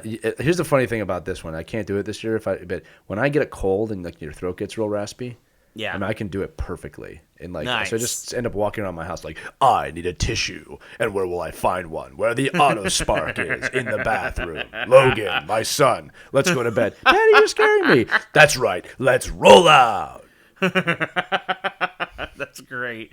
Oh man, that's great. It's fun. Yeah. It's fun to do like other movie lines in that voice too. Yes. Frankly, Scarlett, I don't give a damn. Yeah. Let's roll out. Yeah. You always have to end it with that, by the way. Yeah. Just, you know. Come to the coast, have a few drinks. It'll be fun. Let's roll out. It works. It works perfectly. Now I have to do this one. Ready? Yeah. We're on to Cincinnati. Yeah. Let's roll out. Yeah. Yeah, that's very. Yeah, there we go. Oh goodness, but Transformers at least has had some good games in recent years. War for Cybertron, Fall for Cybertron. Yes. But this is kind of harkening back towards the cartoon again, and also with the action figures. It's about cartoony in its look, but it's better put together. It's a turn-based strategy game. It's a bit slower paced. It's a bit of a different genre. It's a cross between really Transformers with XCOM. For those of you strategy fans out there, that's a good analogy. Yeah. Thank you. If you're looking to introduce, I would say, younger audiences to that kind of a strategy game, I think this is a great way to do it. This is a great game. It's a great property. Yeah, and it's fair. It works, right? It's not great, but it's definitely far from broken. It's got all your favorite characters in it: Bumblebee, Optimus Prime, Starscream, Soundwave, Shockwave, Megatron. So, and it works, and it's not bad. It plays well enough. I think it's a bit. It's too simple for me, but again, I think if you have a kid and you're looking to get them into this kind of a genre of game, whoa! Are you suggesting that they made a Transformers games for kids? Is that what you're suggesting? I know, right? That they would actually think that it might be fun for a younger generation of gamers. So the only thing I have to say to that is let's roll out. Yes. So, and it's only $40 as well. Same thing actually G.I. Joe. Both of them, I will say this, they're budget titles. They're only $40 each. Still, G.I. Joe still sucks. It's 4 out of 10. But Transformers Battlegrounds, I would say I would say it's a 6.5 or maybe even a 7 out of 10. Yeah, it's pretty slow paced. I was watching Ray play it. So if you're not a patient person, this is not the game for you. Yeah, it wasn't. But if you're a baseball fan, you'll love it. Yeah, it wasn't great for my stream, but I think that if you're a hardcore Transformers fan or you have young kids and are looking for a simple kind of game that you can play with them and maybe teach them some ins and outs of strategies, I think this might be a more worthwhile purchase. Again, no online component to it, but this is more like Lee said, kind of like a board game and kind of like you versus the computer, more strategy and implemented. I think it was fine. So it was okay. So there you go. Speaking of rebooting things and bringing back old properties now, moving on to our more deeper into the geek section. This was a fun story, at least for me. I was really excited about this because I grew up watching the old John Astin Addams Family on Nick at Night and whatnot. And now Tim Burton, who of course we love for so many movies from Beetlejuice to Batman to Big Fish, Nightmare Before Christmas, etc., etc., etc. He's looking to direct and executive produce a Addams Family reboot for television. And I, for one, am all for this. I think this is the perfect guy to try and do something like that. I mean, that's his genre, for sure. Exactly. And I think that, I don't know, I think something a little crazy, a little kooky might be good for TV right now. Lee, do you have any thoughts on the Addams Family? Yeah, so we have to remember too that it's funny because when you think about the movies to the early '90s, and I know they did just release another Addams Family kind of CGI film for kids. It was well received, but the early '90s Addams Family was done by the other director, Barry Schonfeld, the guy who did MIB. Anyway, like him and Tim Burton are very similar in their approach to how they make movies. You could easily mistake a Burton movie for one of his. So it's kind of funny to me that he wants to reboot it, but I'm glad he wants to do it for television. Now, here's the thing. This is what I really took away from this. Tim Burton has gotten a little bit of a heat lately for some things he said about how he chooses his casts. But Addams Family is absolutely in his wheelhouse for the type of films that he usually makes. I think the bigger deal behind this, Ray, is that he said he wants to do it for television. Yeah. Which means that this is not going to be like a 30-minute 1950s serial show. This is going to be a cinematic show. I'm going to guess on HBO Max. That would just be my guess right now. But it shows you that even these directors are starting to see, okay, I need to start moving towards TV and not the silver screen to produce these things. So, again, you're seeing the continued evolution of that. Again, for those of you who don't know, Addams Family originally was a television show. I'm not sure how many people listening would know that. I used to watch and that's what I'm talking about. The John Astin, the 30-minute show. I have that on DVD as well somewhere. It was a great show. Addams Family has always been a wonderful show.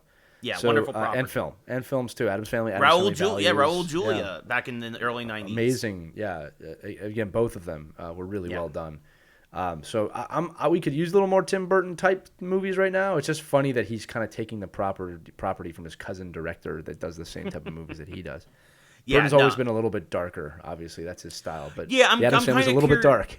Kind of curious. So. Yeah, it is. It is. And as I'm also going to put it out there, I shave my head. I have an Uncle Fester look. I am available, Mr. Burton. So Christopher Lloyd, of course, played Uncle Fester in the two films. You had a young Christina Ricci as Wednesday. That's right. Yeah. Angelica Houston. Yeah, Angelica Houston. Yep, for sure. Addams. Yeah, it was a lot of fun. They're fun, little bit of dark humor, but definitely fun. You can still watch them. They still totally work. They do hold up. I just watched Addams Family the other night. They still totally work. Yep. Right? Beetlejuice style, but for kids. Yes, for sure. I definitely think that those are great. And also, we mentioned Burton. We mentioned, of course, his history with Batman. Speaking of Batman, things that are starting to... Speaking of Batman. Yes, maybe going beyond Batman. Or Batman Beyond. Yeah. Well done. Thank you. Yes. So more rumors are starting to gain steam now that Michael Keaton might be down to do a Batman Beyond movie where he plays an older Bruce Wayne. Now, these are all still just rumors, just hearsay, but with him having a bigger role playing old Bruce Wayne in the upcoming Flash movie, supposedly he's been approached about kind of being an older Batman for a film or two. And I think, obviously, a lot of fans out there have been clamoring for this for a long time. For everyone from very well-known geeks like Kevin Smith to those of us here on the show would absolutely love to see Michael Keaton be old Bruce Wayne. And to do it, the only question, of course, would be is who would you get to play Terry McGinnis? What villains would you use? And, of course, is Batman Beyond the kind of property that would lend itself to a live-action film? Well, there's a lot of things to go over here. Number one, I want to do this disclaimer that Ray supports me with. We weren't initially going to talk about this story because there have been no reliable sources that have reported it. It's just been reported a lot. It's a lot of hearsay, yeah. Now, typically when that happens, it gets steam, and then the major news sources go after it. But I do want to say there's no weight to the story just yet, as Ray said. Okay, and I've seen everything from that he's accepted the role to that they're in talks about it. Okay. This is what I say if you follow the paperwork here is that obviously he is playing an older Bruce Wayne / Batman in the upcoming Flash movie. Mm-hmm. All right. Should that go well, this lends itself to that, or even a tease to that in that Flash movie that maybe there is a Terry McGinnis who is Batman Beyond. Mm-hmm. The other question was, will an audience love this? Yes. The answer is yes. If we learned anything from Miles Morales and Spider-Man Into the Spider-Verse, sorry, that is a tongue twister. It's that these kind of like properties you think people don't care about, people absolutely care about. And if you look at where Miles Morales is right now, he's everywhere. Yeah. All right. So, I think that's a big deal. Number one. Number two is that I think, again, this will be completely well received. I think Michael Keaton will do well, but I don't know if Michael Keaton wants to play Batman forever. He has continually said on Batman that it's his role. We have to keep in mind, too, the studio is not going to let Michael Keaton come back in and take over the Batman spot. We have think about this right now. As of today, you have Michael Keaton coming back to play Batman in The Flash. Right. You have Ben Affleck confirming he's going to come back as Batman in a Justice League sequel. And you have Robert Pattinson confirmed, we know that, as Batman in The Batman. Yeah. So you have 3 Batmen at large, and you have a new Batwoman. So it's like, what are we doing now, right? So again, this is fun. It's fun now, but the audience will get exhausted. Yeah. Both comic book universes, the MCU and the DCU, both of them are diving headfirst into this multiverse thing. I can tell you this right now. My prayer is that they both do it well. Not a real prayer, God, if you're listening. That's superficial. But I hope they do it. They both do it well. I really mean that. I'm not rooting against DC. I'm not. Okay, Ray and I have been frustrated with them for years because we love them so much. Yes. And I think that Marvel. What's funny is we were talking about this too, kind of off camera. I think Marvel's been planning this for years and knows exactly what they're doing. And I think DC's like, we got to do it. It's completely reactionary. Yeah. So I will say this again. This always comes back to the same things. You have to have really good writing. You have to be able to understand the variances between riding that thin line of canon and understanding that really matters and that audiences are willing to bend canon to make something make sense. But you cannot rewrite it. You cannot kill off major characters for no reason. You can't give Batman a gun unless he's, Thomas Wayne in another universe, okay, I guess it kind of works to give Batman a gun in that universe. All right, geeking out there. But you understand what I'm saying. It's like, there's, I don't know. This is the thing that kills me about these types of conversations is what Marvel did so well is something that we've all been calling for years. And I don't want to say that it's easy to do what they did because it's not. But I can't sit back and also say like, oh, God, nobody saw that coming. Like we all had been saying that for years. Yeah. Of like, why don't you do this? I think this is going to sound bad, but I think Marvel gets just a little bit too much credit for what they did with the MCU. I mean, you didn't make the comic book model. Comic books made the comic book model. It was around for 50 years. So I've never given them credit for that. I give whoever was in charge credit. Maybe it was Favreau for like, hey, you know what we should do? We should make like the storyboards are right here on paper. Yeah, we should make a lot of movies together that they kind of work together. You mean like a sequel? No, not at all. You mean like a trilogy? No, not like 4 movies? No, I mean like 20. What are you, crazy? You can't do 20 movies. Well, comic books have done that for a while. And then, the big exec walks in the room. John Favreau knows what he's talking about. So let's roll out. Yeah. Good luck getting me to stop doing that the rest of the episode. Yeah, there we go. Yeah, no, but exactly. I mean, it's right now everything sounds good. Hopefully DC can pull it off. But again, it's all just rumors. But like you did mention, we do have a new Batwoman, Javicia. I hope I'm saying that right. Leslie. I love it. Yeah. The first photos of her in costume have been released. She looks good. Yeah, she looks good. Like she looks like Batwoman. Like I'm all for it. Yes. Like. I don't know how they're going to explain it in the show. I don't know if they're going to even touch on it in the show. But, I hope they do one of those like, well, the old one's dead. Here you go. Yeah. we've seen that happen. Well, they died. So, here you go. Yep, here you go. Here's a new one. So, we'll see. So we'll see what happens. But she's in it, and obviously the TV universe for DC is still where they're thriving, even with Green Arrow done. And other shows starting to wrap up Supergirl. Some shows sunset, others take their place. Obviously, DC has a huge history of characters, secondary characters they can even add to if they ever wanted to. 20 years now. Like Booster 20 Gold. years they've been doing this, more than 20 years, like 25 years now I'm thinking. Yeah, Smallville lasted 10 seasons. People forget about that. Like, it's just no, this has been going on for a while, and again, the multiverse only helps them add on it, even if they want to do Superman again, which they are. Which actually they are. Obviously, it's a different universe. Superman. It's and they explain that well. Yeah, so which is amazing, Yeah, so it's going to be. What about Tom Welling? Oh, we explained it. Go back and watch it. Yeah, there you go, another universe. There he is. All right, bye. So yeah, it's really interesting to see what's going to happen. But yeah, well, new Batwoman, welcome to the CW, I guess. So we'll see how that goes. Speaking of welcoming people and welcoming people back, still on the DC subject, it's rumors now that Jared Leto is going to come back as the Joker for Justice League or possibly a sequel. And I don't think it's a rumor. I think that's happening. I think that's official. Well, Yeah. Oh well. He's probably We have Ray and I have mixed feelings on this. But go ahead. He is my least favorite Joker. I know that it's not all his fault, that the script and obviously the costume design. I hated the tattoos. I hated the teeth. I hated all of that. I didn't like the way he played it. Again, some of that's director in terms of David Ayer. Some of that is obviously the writing, but I also think some of it also does fall to Jared Leto. And so I think it was just absolutely a whole Suicide Squad was just a storm of garbage. And you can put another word in there that begins with an S, but I'm not going to swear.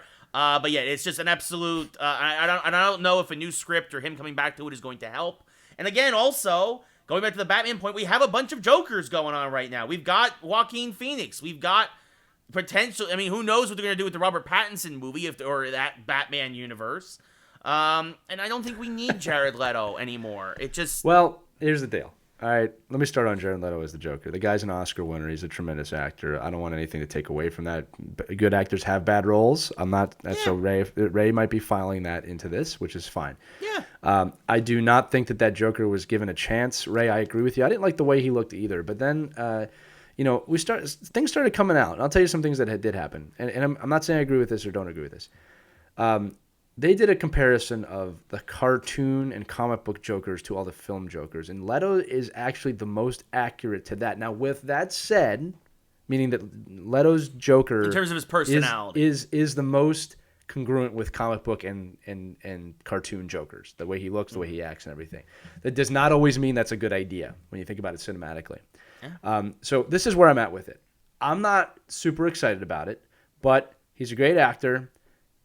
We know from all the reports that his character was butchered in Suicide Squad, not to be mistaken with the Suicide Squad, an upcoming movie, which that's how you know the first one was really bad. I'm like, what do you do? Just put a the in front of it. Yeah. And here's the thing that no one's talking about. And I'm going to say this now, hoping that I'm right, because none of you will remember this if I'm not, but you can feel free to call me out. This is what I'm going to say right now. Ray. We're talking about multiverses everywhere in DC. Right. Everywhere in DC. Yeah. No one's connecting the dots that this might be a multiverse Joker thing. Yeah. No one's connecting those dots. We're so excited that he's coming back that we're not connecting the dots. Do you think, Ray, the DC would like to show everybody why there's so many Jokers and there's so many Batmen? Yeah. By the way, I've never used Batman plural. That was actually kind of weird. Yeah. Okay? Of course. Is it possible, Ray, that he's coming back in a multiverse scenario? For sure. Oh, for sure. All right. So I think they have to reestablish him in Justice League. Yeah. Which he will. All right. And then we'll see what happens. But look, if there's anything we know about the Joker, if there's anything, all right, even with this scenario, it's you don't judge the Joker until you see a movie. Because you just never know with these characters. And this is now, there's been 3 Jokers in a row when the Joker was casted. People want, what? That guy? He can't play the Joker? Yeah. All right. Well, most of them can. I will say this. I've never, Leto's Joker is on the lowest for me. But there's a lot of reasons for that. There are a lot of reasons for that are not Leto's fault. And like I said, we'll see where it goes. But I think this is a multiverse push. And I think it would be funny if they killed him off in that way. I think it would be funny if, like, Michael Keaton killed off Jared Leto Joker. That would be funny because in his universe, the Joker is dead. Yes, and probably the greatest Joker is dead. Yeah. Right? And that takes nothing away from the other Joker. You could obviously make arguments against for and against different. Nicholson and Ledger and whatnot. Yeah, like Phoenix, obviously. So yes, I am ready for this. Yeah, so we'll see what happens. But we go from talking about Batman to Fatman. Now talking about Kevin Smith. This is not a joke. This is a real transition. This is legit, and this is a legit movie trailer we're talking about. Fatman is the name of the movie. It is. And we're not talking about Family Guy either. Yes, and exactly, and again, and speaking of returns, it's the return of Mel Gibson. Again, who we have not seen again. Yes, we haven't seen in a while. But this is. It's also got Walton Goggins in it, and it is super intriguing. A very dark comedy, where Mel Gibson plays like Santa Claus crossed with John Wick is what it looks like. And Goggins has to try. He takes it. A kid, some rich snobby kid, gets coal for Christmas. He orders a hit on Santa Claus. Goggins takes the contract, and chaos and hilarity ensue. It looks like. Look, this is one of those trailers when you watch it the first minute or two, you're like, oh, this must be like an SNL joke or something like that. Yeah. And then you get like the third minute, you're like, this is real. This is really happening. Yeah. And it looks hilarious. It looks hilarious. It looks funny. Not to be confused with The Passion of the Christ. Mel Gibson making a full 180 and going to Fatman. All I would say is watch the trailer and let us know what you think. This looks actually really good.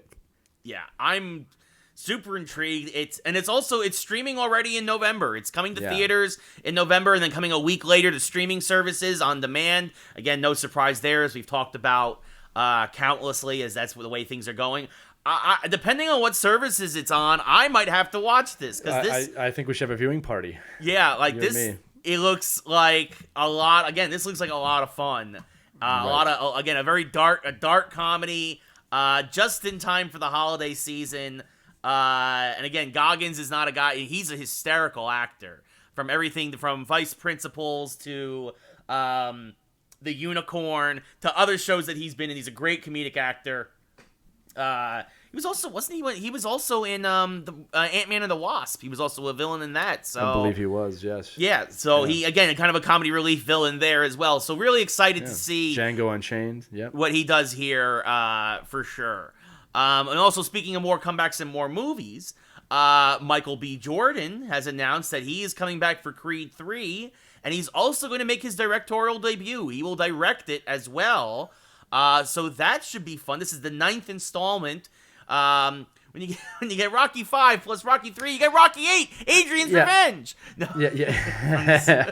I mean, if you want to look at it like that, like here's the thing: Sylvester Stallone passed the gauntlet on to him, and I've seen some behind the scenes stuff where he said that Rocky or Creed, it's in good hands. Like he wants Michael P. Jordan to have it.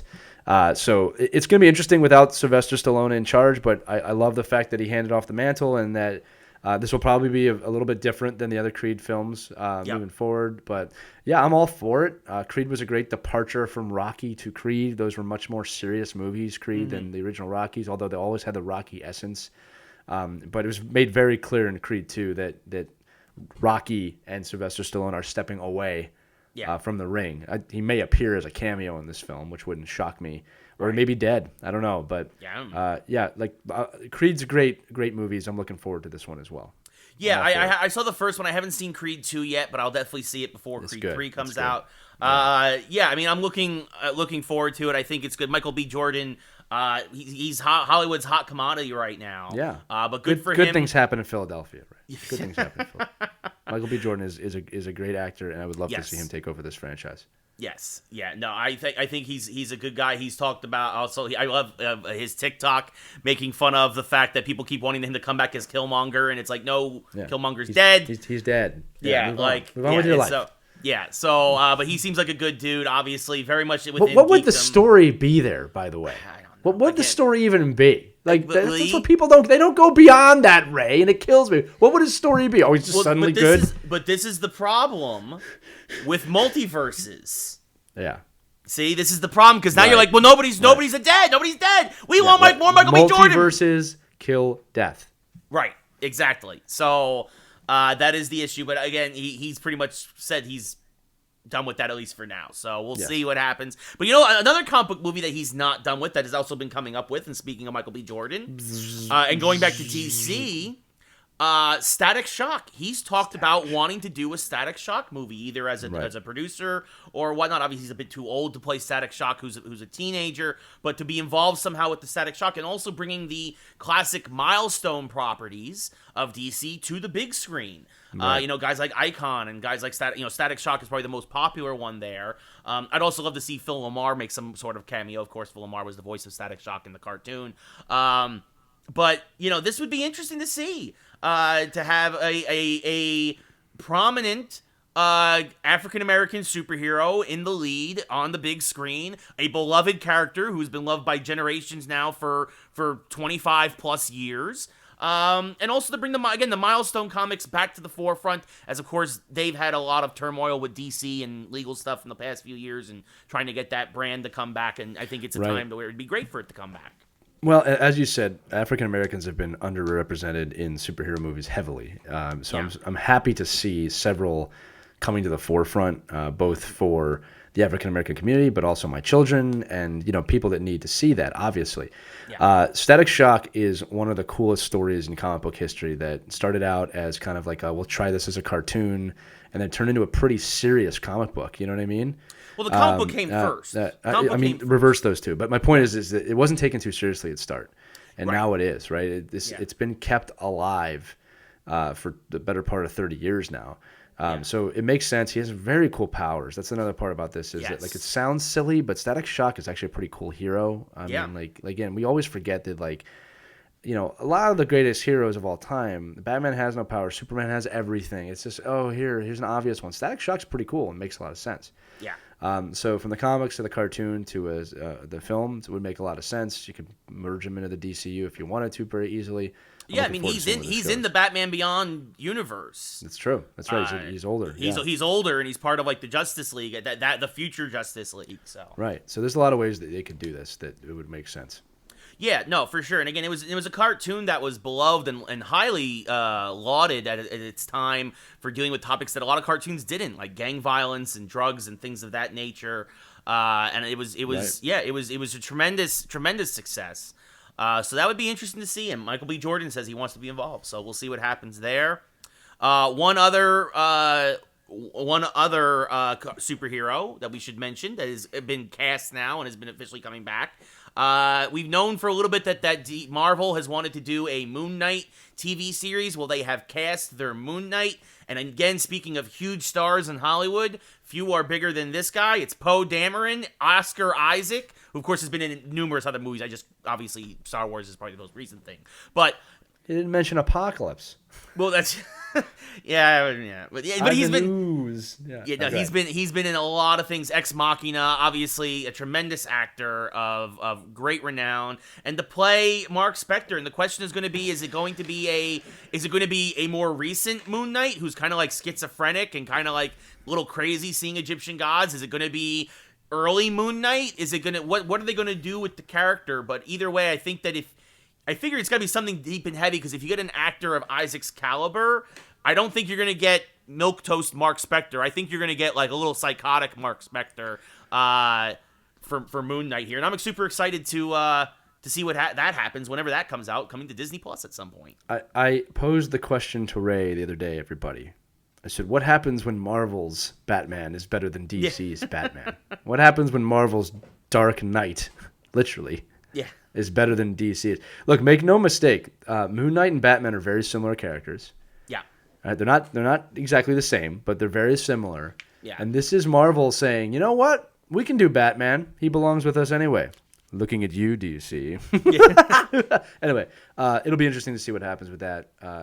Oscar Isaac does not sign on for roles like that if he doesn't believe in them. So it's exciting to see Moon Knight come to the screen. As you said, we don't really know which one he's going to be coming to, but I'm looking forward to it. Yeah, I mean, we just know it's going to be a TV series. It is going to be it's episodic, so I imagine Disney Plus. Oh, it's got to be. But speaking of Disney Plus, as we're recording this, we are 3 days away from The Mandalorian Season 2. Super excited about that. Something that Lee and I are doing as part of it's called Stream Lounge, streamlounge.io. You can go there, sign up, and you can actually we're doing live commentaries on the first. Well, by the time you guys see this, we'll have done the first season, but we're going to do the whole second season as it's going on. So be sure to check that out. But yes, 3 days away. We've obviously got a lot of fan theories, a lot of things possibly that we're throwing around. What is Boba Fett's role going to be? Ahsoka Tano. What is her role going to be? Baby Yoda, the child. What's going to happen with that? How much are they going to talk about the Mandalore versus Jedi War? What's going to happen with the Darksaber and Moff Gideon? There's so many storylines that are up in the air, and what I love about it is we've seen a couple of teaser trailers that have told us nothing, and have just been pure eye candy, and I'm all for it. I have nothing to say. By the time you see us, it will be airing tomorrow. If you're listening to this on debut day on Thursday, we will have full coverage and spoilers for every episode of Mandalorian Season 2. Starting My name is Lee Elias, and I'm a Star Wars fan. Yes. And I'm an addict. I'm wearing my Star Wars Battlefront shirt, which is the best thing about the best thing about this video game was I got this t-shirt. There you go. Now let's roll out. Yeah. This is from Star Wars Celebration from 5 years ago. I were you there? Yeah, yeah. You went to a Star Wars Celebration without me? I've been to like 6 no, of them now. It's too soon. Hey man, you're on the East Coast, and they moved them to Anaheim. I went there as press, and I covered the game, and the game sucked, but this T-shirt's great, and it still fits 5 years later. So as Lee holds his action figures and rocks like a child looking for comfort. How could you? For those of you who don't know, the first me and Lee went to Celebration back in 2010 in celebration of Empire Strikes Back's 30th anniversary down in Orlando. Yes, this would have been the 40th this year. Yes. Oh yeah. Wow. Wow. It's been 10 years. Yes. Yeah. Lee was living in Florida at the time, and I came down from. I think I was still in Jersey. It was right before I moved to Pittsburgh. Yes, you flew down, and I drove 6 hours to Orlando to pick you up. It was fun. Yes. It was worth it. It was worth it. It was a great time. Yeah, it was. We have to do that again sometime. Yes, you got to come out to the West Coast because basically Celebration is always in Anaheim now. So that won't be anymore after the pandemic ends. But thanks. Okay. We'll see what happens. But yeah, no. So So Mandalorian Season 2, super pumped for that, both me and Lee. Again, go to streamlounge.io. You can watch our commentaries on it. Watch them live. We hope to get those recorded for a later date, but they're working on it. It's a new service. It's actually really interesting what they're doing there. Kind of like Twitch, but for television. And all you need is a Disney Plus subscription. So if you're going to watch it anyway, come watch it, and then watch me and Lee talk about it. If you listen or watch this show, you probably have a Disney Plus subscription. I'll just say it like that. We kind of figure we're preaching to the choir here. So, so that should be fun. And speaking of online services and things, we have to, I guess we do have a little bit of death on the show today, but this is for a service and really not surprising, Quibi. This was highly touted $1 billion thing. Yeah, $2 billion putting this. Yeah, $2 billion. Unbelievable. Short form streaming content, 15 minutes or less in terms of episodes.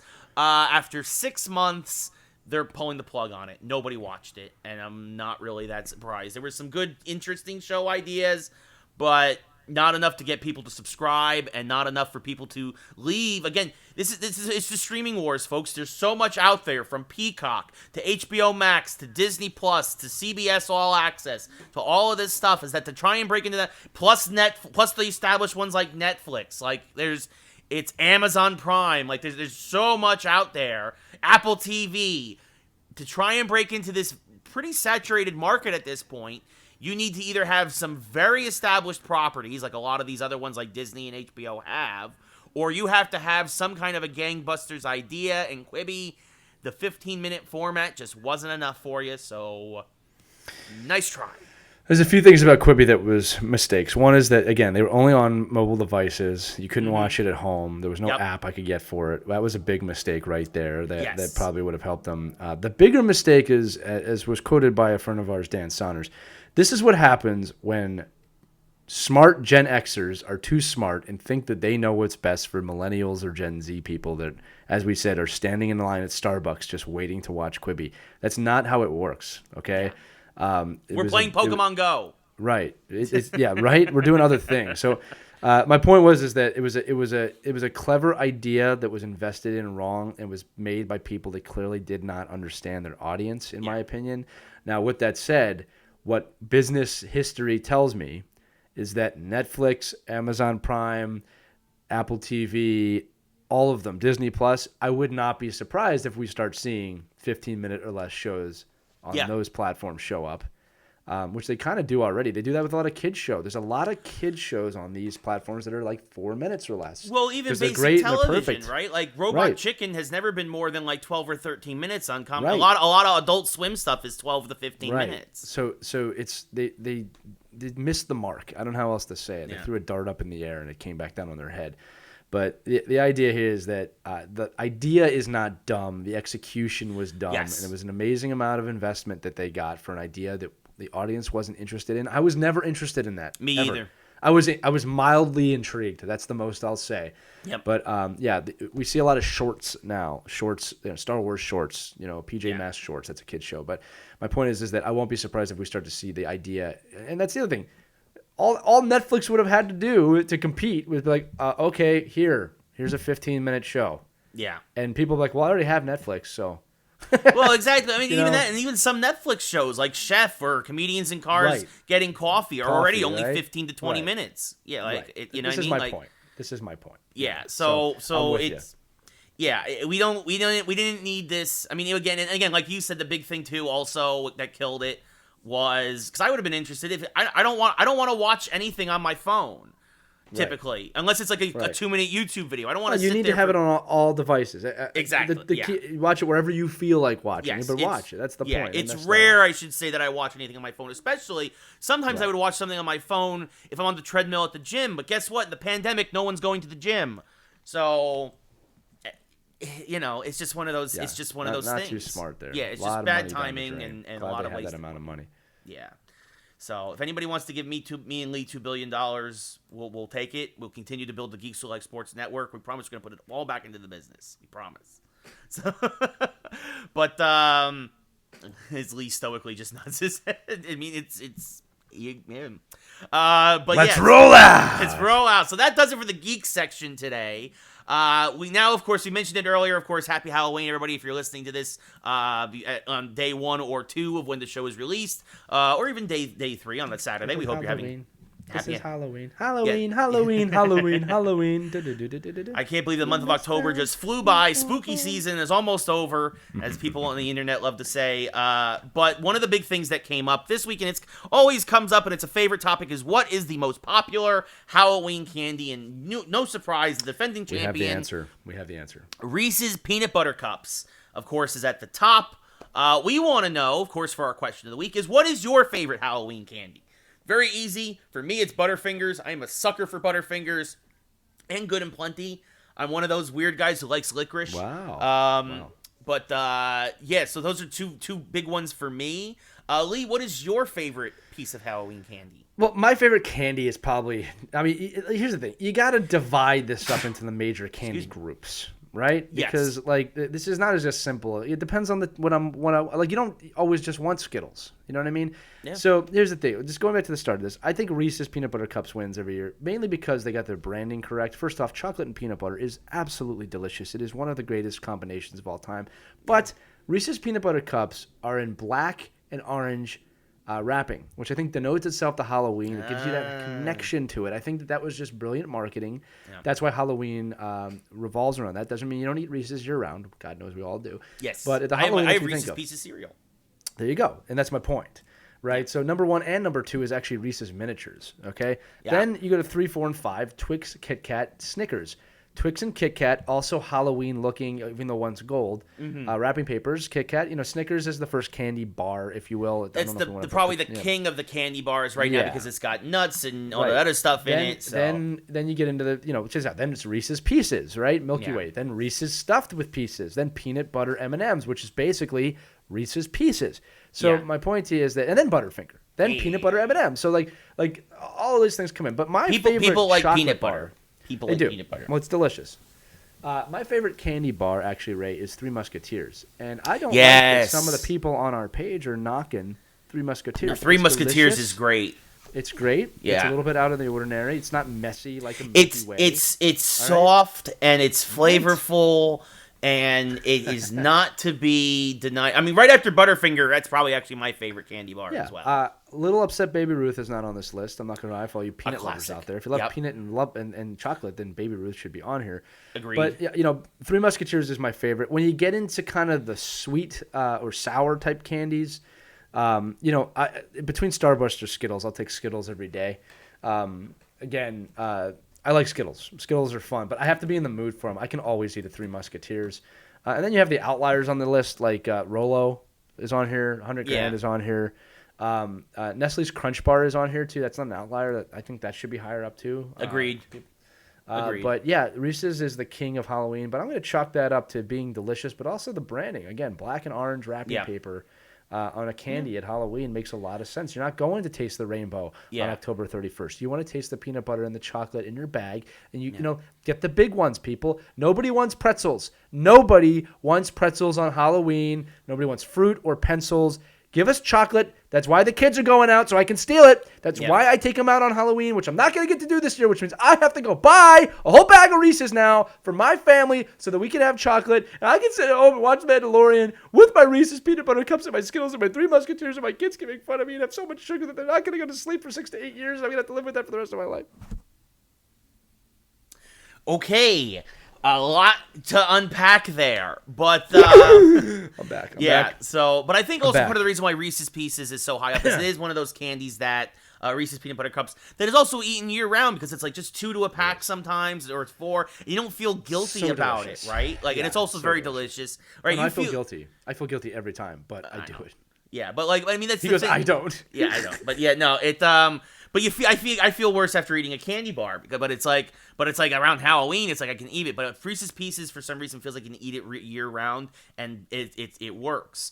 That's incredible logic. Yeah, I'll let you have it. But yeah, it's interesting to see that. Yeah, it's definitely at the top of the brands.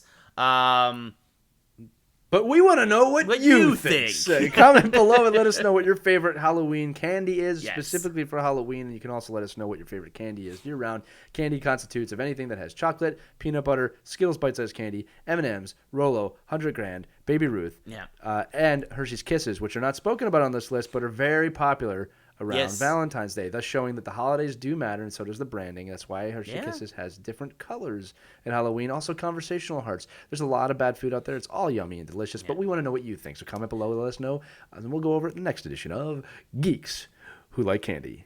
Yes. Yes, we'll have plenty of candy for next episode. I'll be going November 1st, of course, to buy the half-price candy, and that's when I'll get my Halloween fix. This is the day after Halloween. This is the day after Halloween. Yes. Halloween's gone. Halloween's gone. Candy's free. Candy's half off. Yeah, exactly. So, but yeah, I used to get money sometimes on Halloween when I went trick-or-treating. People would give, like, pennies or, like, a quarter That's a Jersey or thing, something. Man. That's a Jersey thing, 100%. You look like a nice little fellow. Let me give you something so you can collect. Yeah, so I mean that's yeah. For your thoughts. We used to. There was one guy, I'll never forget this. Was so I could see the lights on, and this is the thing, folks. You can't have your lights on Halloween if you don't want to be bothered. Yeah.